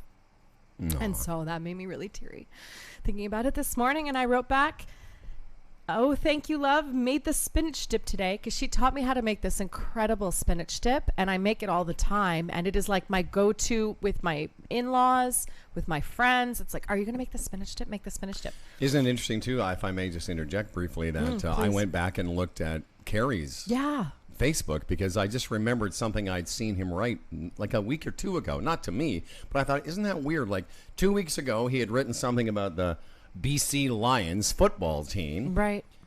Not knowing on the 10th of August that, 17 days later, he'd be done. She tagged me in something maybe 2 weeks ago, and it's no longer on Facebook, and there's this... Right. Because I'm like, was it about mascotting? I think it was about mascotting or about some crazy job I've had. And she tagged me and said, hey, this is my friend Amanda Barker I was telling you about. So when was the last time you spoke to her? It's been actually a few years because we used to have lunch every week because we worked across when I worked at Pizza. She worked for Alzheimer's Society. She was a giving, charitable, wonderful person. And so we would meet for lunch every week or every month, depending. And but when she moved out east, it had now been a few years. I mean, on Facebook, yes, but it had been a few years before, since we spoke, which breaks my heart a little bit when I think about it. Well, but Facebook will do that. I mean, because there are levels of friends. It's like the circles of our lives. That there are those of like I haven't seen my buddies Dan Duran and Jeff Lumbee in person for over a month or so, but I'm in contact with them quite often. Then there are other people outside in different circles where you see them. You maybe have a Facebook moment or two. Yeah. But you don't really. It's not like you're a day-to-day friend anymore. You're not on the Marco call. No, exactly. And, the daily Marco call. And the thing is, it's just, it's so weird with Facebook because now I'm like, I'm not quite ready to do the Facebook memorial that you and I keep joking about or making fun of. Like, I'm not quite ready to do she was special to me, and I don't know. It's funny you say that too, because I haven't, as I mentioned yesterday, I haven't posted on my personal wall other than show stuff for a long time, and I felt compelled to post something about Carrie because of the radio community that I'm part of, that other people, I knew that would be seen by some people that knew me, that knew maybe Carrie and me, and I knew that I worked at the Fox. But I didn't do it, honestly, I didn't feel as personal a loss as you're feeling. I didn't. I could be honest with you. I couldn't tell you the last time I spoke to that man. It would have been in the last 15 years. Right. But so that's a different, like I said. This is somebody I lived with. Right. And, made a choice to live with. We shared a house together. Different circles of friendship, but definitely there's you can't stay in touch with everyone, especially with people like you and I and Nibs that I've lived all over the country. I got, people I know from different pockets of the land and also parts of your life. But you will post something or won't? I probably will. But you're right. Like a friend of mine that I had worked with for 3 years passed away earlier this summer. I almost immediately posted because I wanted to honor him. But I was sad. But this is sort of a next level. And how do you sum up a life in a Facebook post? You can't. Well, that's the thing. I mean, I don't know why. I asked this I don't have an agenda with this question, but why do you even need to? Like, why do we need to? I mean, maybe I won't. I don't know. To what point? Like, I don't know what the point. Again, I put that up yesterday because of this community of radio people that I saw were posting people I knew in Vancouver. But I mean, so you've eulogized her beautifully. What do you want to? Do you want to put the audio of that up on your? I mean, no, you know what I mean. Like, what else do you need to say? And Yeah. and I don't know the answer. What's the point of putting something up on Facebook now? I think it's because you want them to be heard. You want people to say their name. My friend who lost her Right. husband, she says it a lot. Say their name, and that's important for people to hear. For people that love somebody to hear their name said, like they mattered. Sorry. That's all right. Anyway, she was great, and I'll miss her. And I'm sorry I didn't get to see her in the last few years, because she was really awesome. We spent a lot of time ditching class and watching Oprah and eating smart food. Well, So that's I mean, what I'll what else remember. need to be said? That was pretty much my third year in a nutshell. So what was that again? You did what? We would Ditch we would class. look at each other and go, "Are you gonna go to class?" And I'd be like, "I don't know. It's getting on." It would always be like, "I got 20 minutes to get there," and she'd be like, "Or we could eat smart food and watch Oprah." And I'd be like, "Yeah, let's do that." We did that a lot. Well, there you have it. Thank you so much for your words of your friend. What was her name again? Allison Mooney, also Allison Marshall. All She right. got married. It's funny because my friend's name was Kerry Marshall, but his non-radio name was Kerry Holly. So Oh. what about Oh, when that? you said that yesterday, I thought his first name was Holly, and I thought, what an interesting name for a man. Okay. For real, that's No, what I I get thought. it. You That's said good. his real name was Holly. Holly and I was like, Marshall. oh, yeah, interesting. Holly Marshall. Yeah. Okay. So let's take a break now. We're going to come back and get back on the nonsense train. Yeah. Yeah, we are. Funny 820. Watch me Funny. cry. Hey, well, you know, we got stand-up comedy and stuff coming up at night. It's Humble and Fred Radio live on Canada's comedy superstation, Funny 820, and around the world at humbleandfredradio.com. You're coming, and I was like, of course. Because of the REM. You know what's There's an REM song for everything. You know what's Yes, crazy? there is an REM There song. really is an REM song for everything. You know what's crazy? I was looking through my wedding photos last night, and I found this photo because I was like, she actually, on the day of our wedding, found out that she wasn't going to be able to carry a baby. Oh, shit. So she missed the wedding part, but came to the reception, and the reception line said, "I'm sorry, we've had an awful day. We found out that we're not going to be able to have kids," which they ended up having an adorable 10-year-old boy named, now 10-year-old boy named Dylan. But their fertility journey had taken a turn on that particular day, so it was a very hard day for her. And so she came to the reception line. So I was like, I wonder if I have any photos of her. And here's a picture of Marco's mother dancing. Isn't she beautiful? Oh my God. Isn't she stunning? He Marco's is mother. stunning.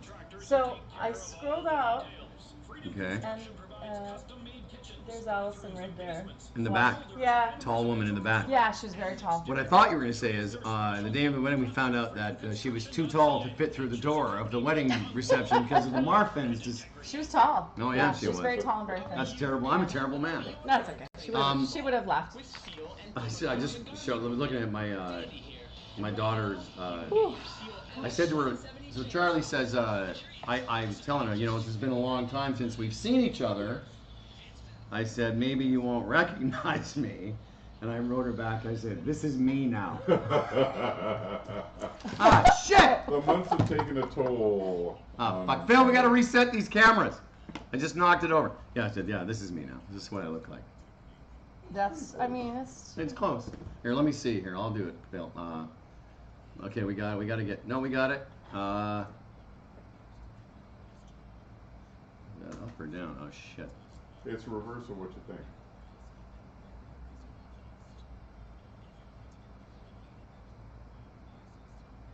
There we go. Where's the Facebook feed? I'm trying to pay attention to the Facebook feed. Instead, it's just Ben Miner losing weight. Where is it?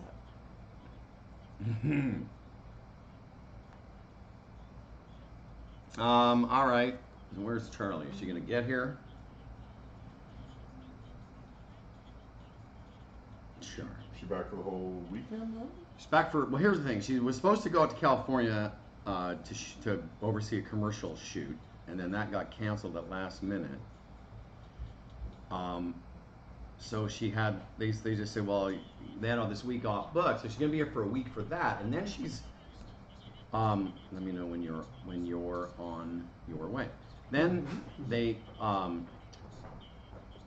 talk to their bosses, and they're kind of not really thrilled about the job. I don't think talk about it because of this. Gotcha, yeah. Anyway, she's gonna then work in Toronto remotely for a week a month.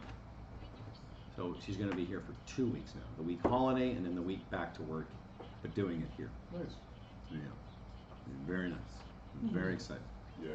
This is I've known this kid since 1994, and this is the longest since I've ever seen her. So, and the other one always hangs around more when this one's in town, so I'll see her more. Definitely good, yeah. So good. I talked to the other one last night. I said, listen, Oh, thank you. everything's clean, everything's ready. If you want to come in anytime, I'm Charlie, sorry, because yeah. Charlie No, was I gonna know, stay with I her know. boyfriend She was and her such mom. a- I said, anytime Now, Charlie this here, is come someone and who's stay. obviously, I'd love to see you. added to So that'll be life fun. and Oh my God, in yeah. a very good way. It's good too because you know She the golf season is starting to. You can see the had the horizon. ability to make any place feel like home. I played Cedar Bray yesterday in that Drew rain. straws for They had rooms. a Canadian media And day for the she got the Canadian smallest senior one. amateur. And So I was invited as a hung out in media her and a room. participant. All the Where time. is that? 2 Yeah. weeks. Nice. And I played with the I mean, the closest I got is yeah, my best great friend golf is in course. Singapore. Fuck, it's such a good Oh, yeah. golf. Actually, I played a bunch of. that's a long I hadn't story. played it But, until about 4 she's years gonna be ago, the and I played it a first bunch of from times, including the Canada, 2017 she's the one who won it. Ontario Like, Senior hey, Amateur was Phil, there. what am I going to do without you? And I'm I like, played with the guy the that whole won it the country is 75% yesterday, Phil. and I played So, with the guy that no. came second. You this know, that's what I year, usually say. It's like, yesterday. don't worry, you'll hear me, chuckle like a chicken. Dusted. I shot 73. Oh, When The you guy that don't won it have 2 years ago, someone he to didn't write write the it. music. My point is, We're just back. goes to show you that it's not about. Ooh, Uh-oh. here we go. Anyway, they could beat me on a lot of days too, but it's just golf. So I realized I said that to my buddy Soap. I said, you know, that's just.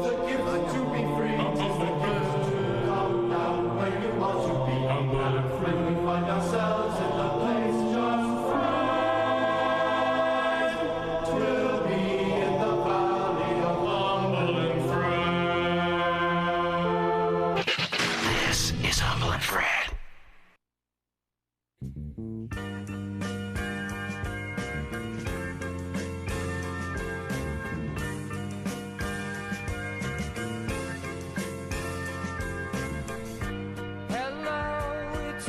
All right, let's move back. Let's move on. Good times today. Phil, I thought it was your Pearliversary. I'm sorry that was a week ago. We were going to mention it last week, yes. So it was, I think, October the 21st was the official date according to Facebook when Pearlie and I joined, well, we became friends. But it was a couple of weeks before when we met officially. Okay. And when you first met Pearl, can you imagine it was only 3 years ago? All this Phil stuff with Pearl has happened. In 3 years, it seems, and I say this respectfully, it just seems longer, like she's been part of our lives. Yeah, Seems that's like true. yesterday and also a lifetime ago. Very true. So you're still in mourning for your No, friend. I'm not. Okay, I'm fine. okay. I'm fine. No, to be very honest, I was trying not to make I was trying not to make 5 different Pearl jokes about Pearl Were you? necklaces, Yeah, and yeah, my yeah. Pearliversary is a little different. Is it a little Yeah, different? a little Yeah, different. right. That's where my Okay. brain was. It's Right. very Good for for you. you. I'm not that deep. Convenient. Yeah. Okay. Okay. Okay. No Okay. worries. And so that first visit, could you have ever imagined, or did you go there? Refresh my memory. So I went there November. With the Yeah. expectation that this could be your bride. I went there thinking maybe we should try to hang out, see if we actually like each other. And the one thing that people really don't understand, especially in Canada, is when they start saying, well, Phil, did you order her off the internet, or is she a male bride? No, we spent a lot of time talking to each other and getting to know each other and knowing each other inside out. It's not just, the first meeting equals, our wedding arrangements. We spent Well, some those people are time. ignorant and insensitive. Yeah. But may I ask you a question? Did you order her off the internet? I got it off Uber. Phil Hong. Uber You bride. sassy devil. Uber Eats. I didn't think about that. That's a Phil You reference. can order anything. You sure can. How's that wrap treating you? It's good, man. Yeah, it's good, right? I know. Pretty good. I know. I still won't eat a Big Mac though. I don't draw the line. I don't think I've ever eaten a Big Mac. Oh, come on. No, I don't eat burgers actually, to be honest. So that was the kid I was. I was that kid that wouldn't touch red meat. So. And but this is decent. You have that orange. Have the orange juice. Where are you going? Oh, I'm just doing something for Fred. 1 sec.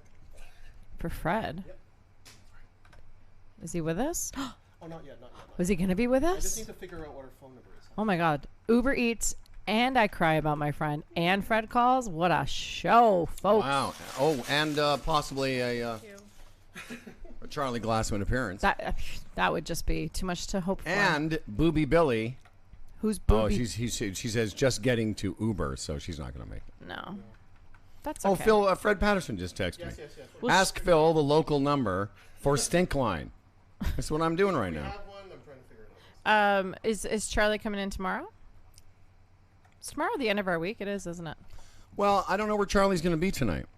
Oh, okay. Like, I'm not sure if she's going to stay with me for this entire time. Right. I know she's not. She's going to stay with me for a day or two, then stay with her mom, visit her friends, the twins, then the boyfriend. I don't know. Right. Her sister's going to be hanging around here, but she just got into. So what is Fred going to, we going to call? Is he calling us? I'm texting him right now because toll-free doesn't work in Europe.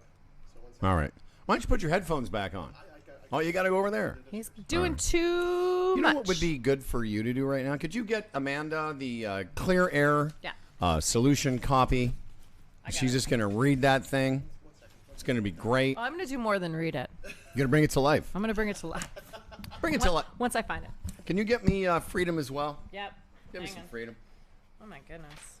Guys, we need a better system.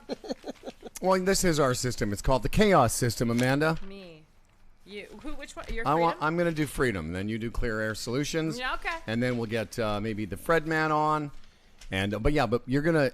Charlie will be here, maybe not by the end of the broadcast, but certainly for the podcast extra. But at the very least, you're going to get to meet the Chihuahua. Oh my God, I can't wait. Booby Billy. Famous. Oh, that's Booby Billy. That's Booby Billy, the Chihuahua. Oh my gosh. And it's insane. Oh my gosh. And then Stan goes crazy because it's like the dog is so small. Stan's like, are we living with a squirrel now? Does Stan recognize it as another dog?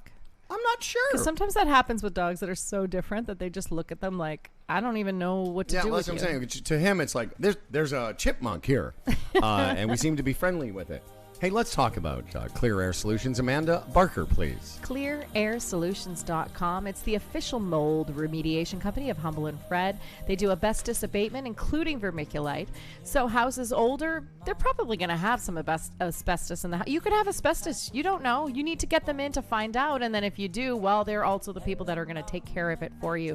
They've done hundreds of real estate deals over the 15 years in business.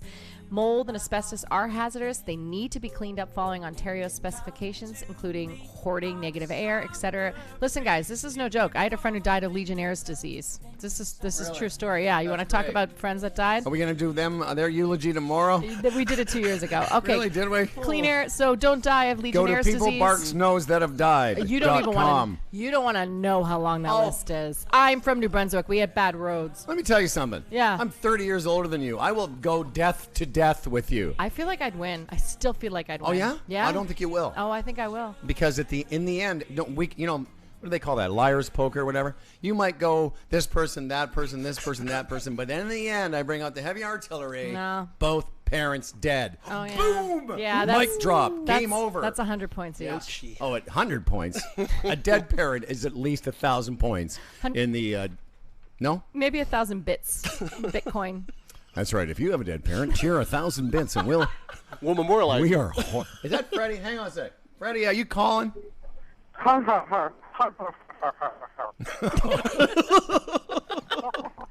Freddie, now my headphones just broke. What's Phil, happening? I can't listen to Fred.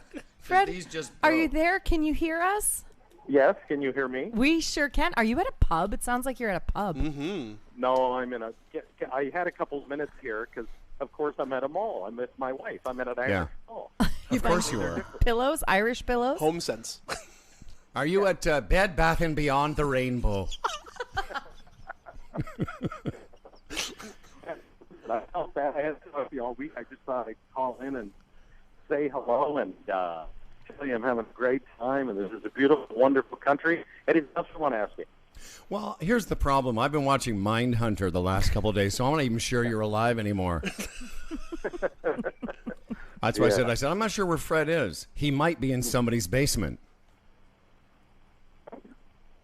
Where are you, Fred? Okay, we have lost the connection, Phil. Irish cell phone networks vary. Yeah. He's definitely not using his Gig Sky now. No, because he's actually using a conventional phone to call in. And Phones are stupid. I'm assuming because you're in a mall, there's a lot of people. Freddie, we can't really hear you. Okay. And he's gone.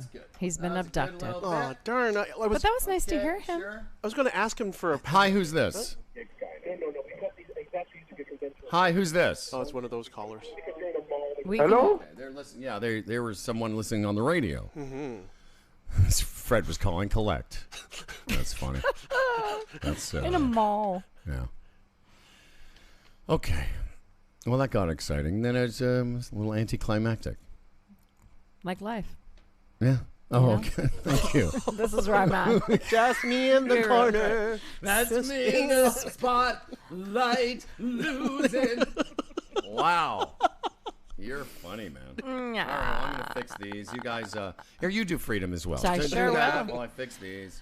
Folks, maybe Fred will call back. I don't know about you, but I can't stop getting work done on my house. It's some say it's a sickness, others say it's something that you should keep doing. I think you should. Call Freedom Construction and Development. As a property owner, you have the right to freedom to choose, freedom to change, freedom to kick back and watch while a bunch of other folks do all the work. Choose Freedom Construction when you need general contractors to take care of all the details. Folks, they'll do it. You need it, they'll do it. Just call them or go to freedomconstruction.ca. Kitchens, bathrooms, basements, exterior carpentry. Get that deck built before the summer. We're going to have a nice fall. freedomconstruction.ca. Call them now. Excellent. And thanks to Deb Scotts, who has subscribed to our feed with Twitch Prime. They've subscribed for 4 months.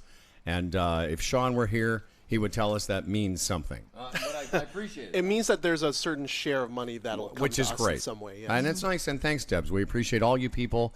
Meet Shiny, all the other guys and gals. The guys and gals on the Twitch feed. Exactly. Hi, is this Fred or is this somebody else that called? Is this Freddie? No, it's me. If phone's not working. Okay, if it's too aggravating, then No, forget it's fine. Where are you? What country are you in? I'm in Ireland. I'm in a little where? town called Newry, which is just somewhere in between Dublin and Belfast. Oh, nice. And I'm staying in a town called Carlingford. That's absolutely gorgeous and beautiful. And the whole time we've been here, the weather has been spectacular. You're staying in a town called Rob Ford? That seems weird. No, Carlingford. Oh, Carlingford, right. Yeah. Is that? Do they have a mayor that smokes crack in that little town? Is that a crack town? Probably. Yeah, probably. How long will you be in that area?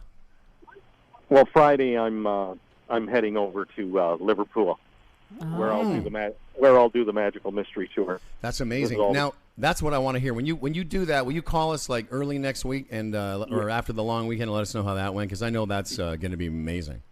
Yes, it'll be fantastic. Yeah, so I'll do that. But again, how is this fine, lousy, or good? No, this one's fine. Now that whatever that was happening before is fine. Yeah. It's been a great week. We miss you. A lot of people are dying here.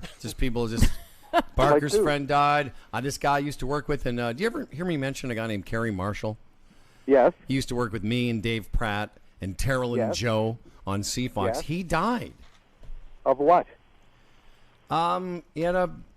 He was admitted to hospital. I saw on Facebook a few days ago. They say he was admitted with stage 4 brain cancer. That's taking a lot of people, this brain cancer. What's going on? It is. That's what I said, Fred. We need to start asking some of the tough questions. Okay, like what? Why? Is it these cell phones? Yeah, Yes. like long distance. Yeah, we went and asked him, hey, brain cancer, what gives? I guess I shouldn't be saying that on a Bell station, right? Mm-hmm. Well, so that guy died. Yeah. I was saying, man, it's not like I really knew him that well, but I knew him a long time ago fairly well. Speaking of saying farewell, everyone's putting together that big Martin Streak thing next week. And I've been trying to get Shawarma to come in here and talk about it. Was that arranged? Did you ever talk to him about that? Yeah, I told him he could come in this week when you were in, so I'll send him another note. But he had a big flood at his house, and he's had, tradesmen in his house and everything. But I will send him a note. Okay, because I sent him a note this morning, too, saying I thought you were going to come in. And Right, all right. I'll tell you, September 3rd. Hard to get a guest for September 3rd, so anybody who wants to come in. All right. Yeah. Well, the whole time I've been in Ireland, no one's died. It's been great. Oh, that's nice. Good for you. We should all move there. Uh-huh. It's all the Yeah, salt it's preserving super. everything. Well, very nice. And are you? So you're in a mall? You're actually at a mall. They have malls. Yeah, they have malls here, just like at home. Yeah. And what are you using? Farthings? What's the money? The euro. There's another interesting thing about this: the difference between Northern Ireland. I'm drove over the border into Northern Ireland where they use pounds, and if you drive just a few miles south into Ireland, they use euros, and they're really touchy about it. It's really interesting. And if you're in Northern Ireland, you say it's nice to be in Ireland, they correct you and say Northern Ireland. So it's just bizarre. This little landmass, so to speak, and there's still that underlying tension of it. It's weird. But well, and remember that underlying tension is based on the most hilarious of religious disputes. Exactly. Yeah. Exactly. I like Jesus a certain way. No, I like Jesus a certain way. It's I'm Jesus. going to kill you then. Yeah. If you don't like Jesus the way I like it, Jesus. And I'll tell you, if I hear Dirty Old Town one more time, I think I'll scream everywhere you go. Really? I'm sorry. It doesn't matter. You're in the bars, the guy's playing it there, and then really you walk in the mall, you hear Dirty Old Town. What is Dirty Old Town? I don't know it. The Pogues. It's by the Pogues. Oh. I think it's about Dublin or something, one of these towns. But anyway, it's a dirty old town, whatever it is. Dirty old town, you know that song. Is it dirty? Is it as dirty as the song claims? No, I was in Dublin yesterday. It was fantastic. See, everything's been fantastic. So that's what I would say. You ask me any question, I would say fantastic. That's nice. All right, well. The food, the booze, the weather, the town, the people, the geography. It's just a gorgeous place. It really is. I just want to know what you've done with Fred Patterson. Who is this? Because I'll tell you, this holiday, Fred, is quite positive. Listen, man, thanks for checking in with us. Right. Please have a great time and take lots of pictures that you can show me from Liverpool around the Beatles things, because I love that as much as you. And I know you're going to... Just go to Google Images. It's all there. Yeah, but I want to see pictures of you. Yeah. Hey, listen, funny boy. There's no Google Images of you next to John Lennon's house. Right. Okay. I'll Smart ass. All right. Okay. Listen. Listen back to the show. Barker Cries. Good one. I did. You know me. You've made another one. Another one cry. I made Add another me to one the cry. list. Okay, Freddie. Give my best to Doll and the rest, and thanks for calling in. Okay, talk to you next week. All right, man. Listen to the show. Barker Cries. I'm sorry. I didn't mean to diminish your pain for the sake of a joke. No, please. We are all laughing wild. Yes. Amid severest woe. This is a good song. Remember this guy? Yeah. Toothless no, McGee? got no teeth. What was his name? Toothless McGee. Really? His actual name is Toothless No, McGee. it's. I mean, it is now. Name? What is his name? It says Shane. Shane McGowan. Something like that. Yeah, that is it, I think. Shane McGowan. That is Shane McGowan? Listen, we're all the same. We're all the same inside. The more you meet people, the more you live in this world, you realize we're all the same. We're all,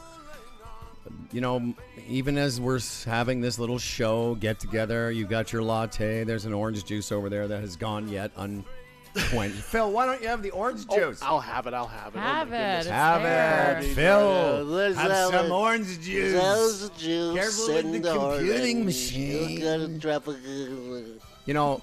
This is a good song, but I wasn't aware of it before. Really? Nope. It's funny that it's this song that everybody is attached to there. I had this notion the other day as I was driving somewhere here in the big city. It occurred to me as I was, not that I was trying to write a bit, but I was thinking of something that, I thought, that would be an interesting notion or a thing to make a bit about. And then I realized as the time had passed and, a few minutes later, I realized I was still thinking of that idea or this concept I wanted to float by, maybe as a stand-up or here on the show. And I said, I said to myself, it seems weird that I spend a lot of time in my head rehearsing a speech I may never give. Well, you know what I mean? It's like, I think a lot of us do that. Yeah. A lot of us are having conversations in our minds all the time. Yeah. About conversations we either have had, I should say, or would like to have, but most likely will never have. No. And it reminded me of this thing I'd read recently, that human beings have around 90,000 separate thoughts in a day. In a single day, most of us. This is how many things will come across our brain. And some high percentage of that are negative, and a high percentage of those negative thoughts are repetitive. So they're not even new negative thoughts. They're just the same negative thoughts we always have. And that's why they say when you are somebody who goes and chooses negative thoughts at some point, that there becomes a point where it's not a choice, because it's the easiest neural pathway for your brain, right? Well, and it's neural pathways that are well worn. Yeah. And that's why, changing habits is so difficult, because we have hardwired ourselves in this survival mode to protect ourselves. The thing is, we're not protecting ourselves physically anymore from attack by predators. We're now protecting ourselves, our egos, from other people, and we go through these sort of repetitive negative cycles. Yeah. But as I was driving down the Queen Elizabeth Way, trying to think of this bit, I did have, and I do this a lot. I'm sure you're similar in terms of working out material, but I'll say it out loud to myself, or even record it and see if the words fit. But it's like I'm like, when are you going to give this speech, Howard? Like, because I'm not. I know. And because when I stopped working out the joke, and then I started thinking about some other things, and I'm like, this is what I do most of the time, is rehearse speeches. I never give them. And that's why I think you should write your own obituary and write your own, whatever you want me to say at your funeral, or whatever we have for you, memorial, whatever. Write it out. Fiesta is what I'm looking for. Fiesta. I kind of want it like, imagine a young Mexican woman's quinceañera. Oh, quinceañera. Quinceañera. That's what I want for my funeral. A bunch of 15-year-old girls grinding. Piñatas. Not necessarily. Actually. But you were saying. Riding around the coffin. So tomorrow on the show, Amanda and I are going to go toe-to-toe. Oh, God. In I've done this with one other colleague years ago, but we're gonna call it something like who knows more dead people. Okay. And we'll come up with a point system. Okay. So, for instance, acquaintance, 10 points. Mm-hmm. Okay. If you were a work friend, 20 points. Okay. All the way up to dead parent, a bonus. But you win. See, we can't. Okay, I'll play. tell you what. We'll take dead parents out. No, what? I will take dead parents off the table. I might win if dead parents are off the table. We'll see. Tomorrow on the show, Dead People Poker. Dead People. Thank you. Awful. We're gonna play Dead People Poker, while all the other morning shows are getting ready for back to school. Let's check the traffic. Wow. Everybody, don't forget the kids go back to school long weekend of last weekend of the summer. What are Humble and Fred doing? Who's got more dead people? Who knows dead people roulette? Oh my God. Dead People Poker tomorrow morning at 8:15. All right. Because it'll be, I'll see your dead acquaintance and I'll raise you a dead best friend. Foreshadowing. No, I remember. Anyway. I remember your friend who died. I don't think you do. 2 years ago. No. Who's that? Different friend. Who died 2 years ago? Klaus. Was that a year ago? 2 years ago? Remember Klaus? Klaus. Yeah. You talked about him a lot. Oh. Poor guy. You were like, Klaus, my friend Klaus. And then one day you're like, Well, excuse me. I didn't. Klaus. I didn't talk about him like I was doing a Hansel and Gretel play. I mean, you my sometimes dead friend, did. Klaus. You kind of did. Klaus. You kind of did. Whatever. I You forgot did. about Klaus. You forgot about Klaus? But that is a big one. Here's how well I know you. The glee on your face for remembering that Klaus. So I'll be able to, because I have died. another best friend that died. You don't even know about it. I'll be able to play. That's like 2 aces. I got 2 aces. I have 2 aces face down. got the Joker card somewhere. Face down. Okay, Wait till we flop on the river or whatever those terms are. Oh Wait till we my river flop. This is the new face of poker on the Poker Channel.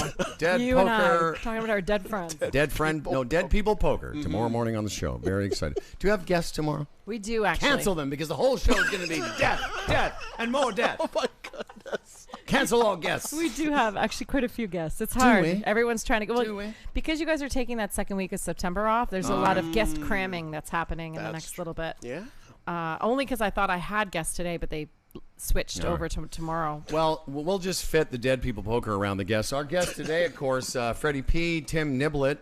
I'm going to see where, if she's going to be here any second, little Charlie G. Charlie is going to be here just before 9, so we'll hang around for a little podcast extra. Yeah. For you people on Funny, thanks for hanging out with us. You people on Twitch, thanks for watching. And that's it, I guess. Yeah. All right. Okay. And when we start our podcast extra, as if we haven't played enough REM, I'm going to play you my favorite REM song. Okay? But I have other ones. This episode of Humble and Fred Radio is brought to you by FYI Music News, The Retirement Sherpa, Gig Sky, The Chambers Plan, Strain Print, Freedom Construction, Ringside MD, and Clear Air Solutions. We broadcast to the world from the Humble and Fred Queensway National Broadcast Center. More Humble and Fred tomorrow and online at humbleandfredradio.com.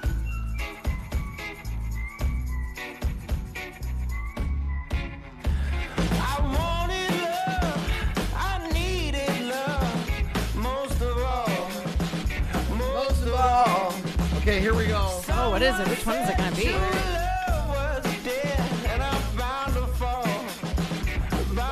Right. I know.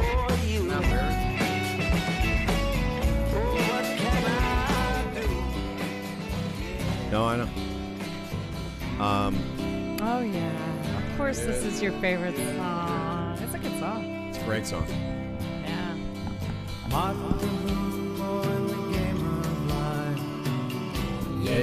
Yeah. I like that.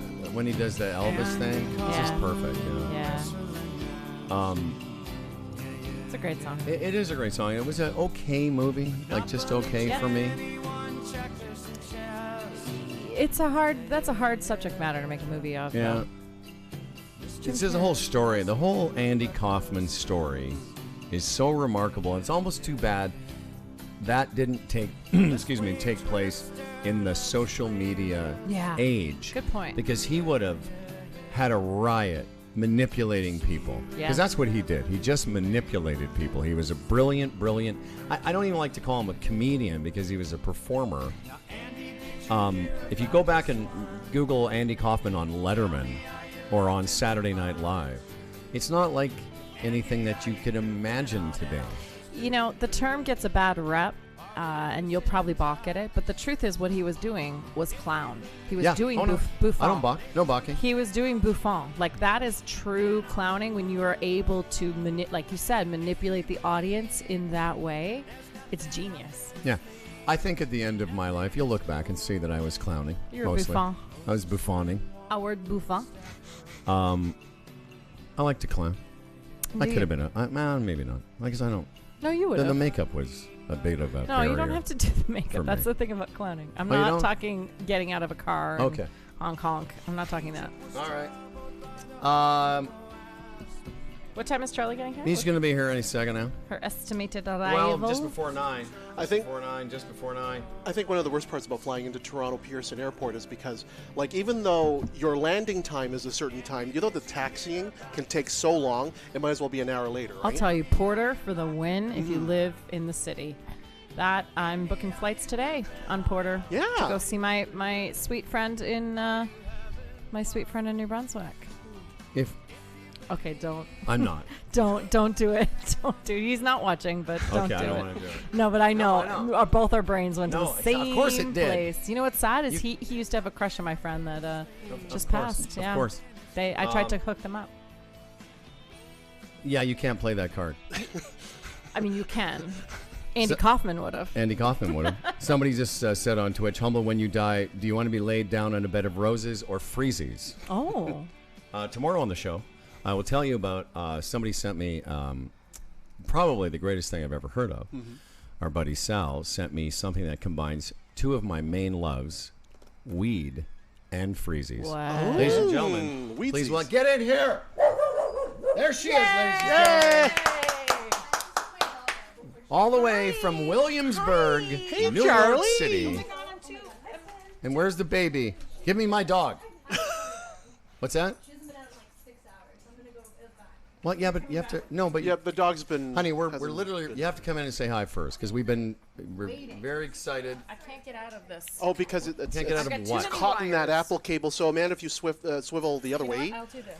Hey, There's my Charlie. daughter. It's okay. It's okay. I feel like I won't hug her because I don't want to be the first to hug her. You should be the first to hug your daughter. Yes. Hi, welcome home. Sweet Charlie. Oh my God, look at your dog. Aww. Hi. Hey, you probably want to pee, don't you? Oh. Okay, stand. Yeah. Stop it. Hi. Hi. Do you wanna? Can you throw that on real quick? Okay, Phil, do something. Do something. She's got two dogs Hi. connecting on her lap. Look at you. Oh my God, Charlie. That's my friend Tim Niblett over Hi, there. nice to meet you. Hello. He's taking care of your daddy's money so that there'll be some when I die. Great. I hope you do a great job. I'm very excited. I'm a big fan of your work. Oh, Just yeah. kidding. Try the veal. Yeah, I'll do see? it. That's what I created. Your money work. I'm a big fan of what you're doing for my money. Yeah. Okay. Are you not going to let the dog out? Or She is literally gonna pee on this floor if we let her out. It's for everyone's benefit. why don't you go let her out? That's what I suggested. She's That's trying literally to, what I but you made her suggested. get on I mic. don't know. Hi. There Hi. you go. We Do you won't be hear long. it? We won't be long. She's so Go. sad. What's up? Well, let her out. Well, I just don't want her to poop on the floor. Well, Poop no, on okay. the floor. Why don't you let Poop let her out on the floor. Okay. and then come back? All right. That was Charlie, my- hi. Welcome. Okay, bye. Hi, bye. Charlie Glassman sits down in 15 seconds. I'm a big fan of your works. He says. To I know. Niblett. Oh She yeah. knows. She knows how to yes and. Well, Oh, yeah. that's probably Oh, yeah, true. she's The totally right yes-ander. people. Yeah. Yeah, she's great at that. Yeah. I just, it's funny because whenever I was, be going through something with my kids, Spencer or Charlie, I'd be like, and I could just spend all the money. Not that there's that much. I could just spend it if I want. I don't leave you nothing. Really? Yeah. I was swimming in my the indoor pool of my mother-in-law's condo the other day, thinking it'd be so great to have an indoor pool. And then my next thought was, what was it like for Howard when he had an indoor It was crazy. pool? Well, Charlie would have been. She was born in the house with the indoor pool. Yeah. That was Humble and Fred money. I That's what we know. call that. And so she would have been 4, maybe 5 when we moved from that house. Here's what it was like. It's exactly what you would think. Every time you walk by, you go, is there an indoor pool in my house? Just imagine. Like literally, I couldn't walk because I don't know if I've described it recently, but imagine this room that we're in, maybe a third bigger was the pool. It was 800 square feet. And so there was a window that in the living room you would look, be sitting there watching TV and you just look to your right, this huge window looking out onto your indoor pool. So it's bigger than a condo. Phil. Basically 800 square feet. Yeah, it was huge. Holy. And it was a rectangular structure. And as you came into the house, you could go left into the home, or a sliding glass door led you into this I'll tell you. atrium. I love my house. I love my house. I love it even more now that Chris Brown's painting it. Yes. I really do love my house, but the one thing that would get me to move would be an indoor pool, man. The problem with the indoor pool, and I don't get technical, is that it takes a lot of energy to heat it. Right. And, Pools in general yes, are a lot of but work. indoor pools in particular. Yeah. It's funny because Deb Scott's on Twitch goes, what was Humble and Fred money annually? Give or take $1 million. I've always wondered. Well, it was you guys throw around. You never throw on numbers. Well, but here's you what always talk I'll about tell the you what it big wasn't. Money days. It wasn't Derringer, Ashby, Marilyn, or Maureen Holloway money. I'm not them, so none of that means anything to me. But my point, the thing that Fred especially gets, you can you want to get Fred cranky, or crankier. When we signed the contract to go from chorus to standard, which became Estrell, which became What is it? Bell. Yep. You know, we signed a contract for some fairly sizable dollars, and the thing that gets us both a little cranky is that when we got fired from that company, they sort of interrupted this sort of natural pathway to where we were going to end up. Right.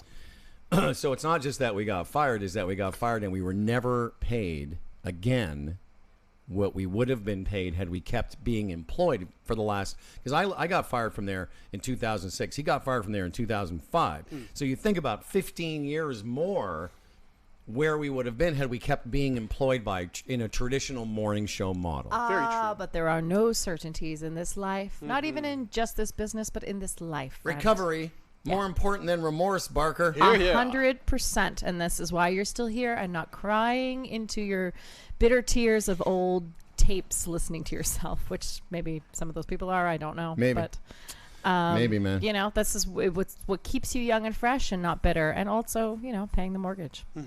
I believe in it. I believe in it. Birdies, not bogeys. Oh, here we go. There's the baby. Hey. Oh, my God. Oh, my God. Oh, my God. She didn't do anything? She's too There's my excited. dog. There's my Empire State grandpuppy. of Dog, of course. See what Stan's doing? You people watching on Twitch, you'll just see Stan chasing this little animal. Hi, Billy. Hi, Billy. Oh, my Stan. God. So cute. Stan. Ooh. Oh, by the way, Stan's got a problem with his... Irritated throat. He ate... And whose dog was this before? This is a famous dog, yeah, this right? is the dog that was... Madman, the guy from Roger Sterling, the actor that plays... John what's his name? Slattery. John Slattery. This was John Slattery's dog. What's he up to these days? Because he was great. I loved him in Mad Men. He was so good. Yeah. What's that, honey? What's going on? Stan's got some stuff. No, he chewed on a piece of bark, and he thinks he still has bark in his throat, but so it's he a keeps scratch. trying to throw it up, and he's got irritate. You hear that? He's irritated. When he gets excited, it sounds like. Okay, can you pick up the dog now? And then bring the dog to me so I may love it. Billy, do you have to go? Come on, Billy. Like soon. I got to go do my at 10. All right. I'm on air. For other air. All right. Well, non-dog related air. Okay, just come and visit for a quick second, and then we're gonna have breakfast. Billy. That's nice. That's not. Where are you guys gonna have breakfast? Here, I'm gonna make breakfast for my child. Are. Hi, she Charlie. looks good. Her nails Just look a little good. close. This girl So- came off the plane fresh as a daisy. Oh, you know. Oh, Yeah. Hey, how's it going? Early morning. So I checked. Very. I checked. The last time I saw you was June 2nd. No, I was here June 20th. I forgot about that. Yeah. And I was here June 23rd or something. Something like that. Yeah. What's that? Yeah. I've seen you. You've seen me. You just haven't seen me all summer, pretty much. I haven't seen you all summer. Billy. Okay. Stan. There you go. Like enough. Oh, hi. Okay, grab the baby dog now. She's right here. Done. No. Cute. This is her new game is just I won't be caught by anybody. So. So, do you remember Papa? Mhm. Of course. You look a lot like that picture you sent me. I showed everybody. Showed the picture of me. Brian from Keswick says that if you give Stan honey, it'll help lubricate his throat. Aw. That's Yeah. a good A little idea. honey. Yeah, you know Hey, what, Brian? Billy. That's a great idea. Brian, somebody else told me Earl Epstein said I should give him some butter as well. Oh, yes. Like, but butter. Epstein, if he's still, yeah, I'm not sure if he's supposed to melt the butter. Okay, Stan, enough, buddy. It's not a squirrel. It's also a secret in Keswick. We use honey for other purposes. That explains the teen pregnancy rate. All right, let me see my dog now. Hi, Hi, Billy. Hi, Billy. Look at you. Billy's a little girl. Billy's a little Yes. girl. Oh my God, Billy. so Billy. cute. Oh, she's licking your mic. She's licking your mic. Hi, Vine.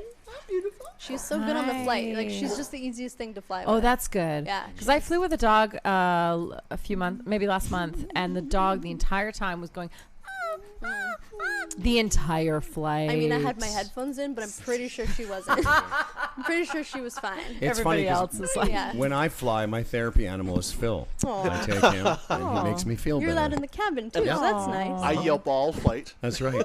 I just give him some little kibble in between the. Tiny, tiny. Oh, Billy. You all right? What are you reading there? No, I'm fine. So What's up? What's listen. wrong? So hi. Hi. This is Amanda. There's hi, Phil. yes, hello. That's Mr. Nibblesworth. Hello. When I die, you'll call him and say, "Okay, where's the money? How much for me?" You'll call before Spencer too. You'll be like, "Ha, where's the money, Mr. Nibblesworth?" "Oh, Spencer, sorry, Daddy left you nothing." Charlie, do you know this is my 5th year here? Really? Isn't that crazy? That is crazy. I know. Here, put your mic a little closer. That's all. 5 years I've been with Humble and Fred. Really? I feel like it's longer. Maybe the longest producer. Maybe. Do you remember? We think. Well, one of them for sure. Certainly the longest producer of the podcast, but one of our longest, feel like actually our maybe. longest female producer. No, but who's your longest producer? Period. Where's Fred? Huh? Fred's in Europe. Sorry. What? He died. What do you mean, where's Fred? I don't know. Where's Fred? He's in Dublin. What about Fred? What have you Or heard? Ireland, rather. I just realized. I've been watching Mindhunter. I don't know where Fred is. Hey, do you remember the indoor pool? Sorry. It's okay. Bobby do you does. remember? Yeah. Are you asking me? Yeah. Yeah. Vaguely. Because you were like 3 or 4 just- when we moved from that place. I remember that it was carpeted, and it never really made much sense to me. Well, the part around Yeah. the And I pool. was like, Well, no, it was like- carpets. Who carpets a deck anyway? but no, it was that indoor-outdoor like. That's a 70s thing to do. To Very carpet. No, it 70s. wasn't carpet. It was like Okay. it was like that golf stuff, that green Turfy? turf. Yeah. I just remember it just like schoolhouse carpet floors, but yeah, probably you're right. So you moved. So she was quite young when you moved. Yeah. So you moved out of there. Why? Because life changed. And Yeah, and Jesus, dog. we wanted to sell the house, and Randy wanted a little newer house. It was a really old house. I see. Okay, well, I want to catch up with you. Mhm. You're very nice. Mhm. I haven't seen you all summer. I know. How are Oh, things? I know. I can't wait to hear. Are you What in happened? tomorrow? Yeah, you're gonna Yeah, be here I'm tonight. here for a crazy amount of time. But you're not staying here tonight, are you? Or are you? I am now. Okay, Things but- have changed. Are you peeing? No. No, I'm not. Okay, so then maybe we'll see you in the morning now. I think I did. I'm doing an audiobook, so that's Oh, my. cool. Yes, you gotta do an audiobook. Amazing. Yeah, maybe you'll hire Barker. I'm a sometime. 13-year-old boy today. Yeah. I am. Are you? Yeah, the woman I'm working with is pretty amazing. Susan Raymond, do you know her? No, ma'am. She seems to know a lot of people. Mm. Yeah, she's a pretty cool lady. So tomorrow our guests are Yoga people and Strain Print and Marco and I think Marco. and I think that's it. Marco. And Charlie. Maybe Charlie will hang out a little bit tomorrow on the Bobby. show. And a special episode of the Humble and Fred Show tomorrow, Dead People Poker. Can't wait. Howard versus Barker. I'm gonna be prepping tonight. You do it, baby. Bring your game. Bring your A game. We thought All you were right. dead. That's the new segment. People we're not sure are dead yet. All right, exactly. And by the way, yeah, people who are on their way out don't count. Oh, they don't? No, ma'am. I still will win. We'll see.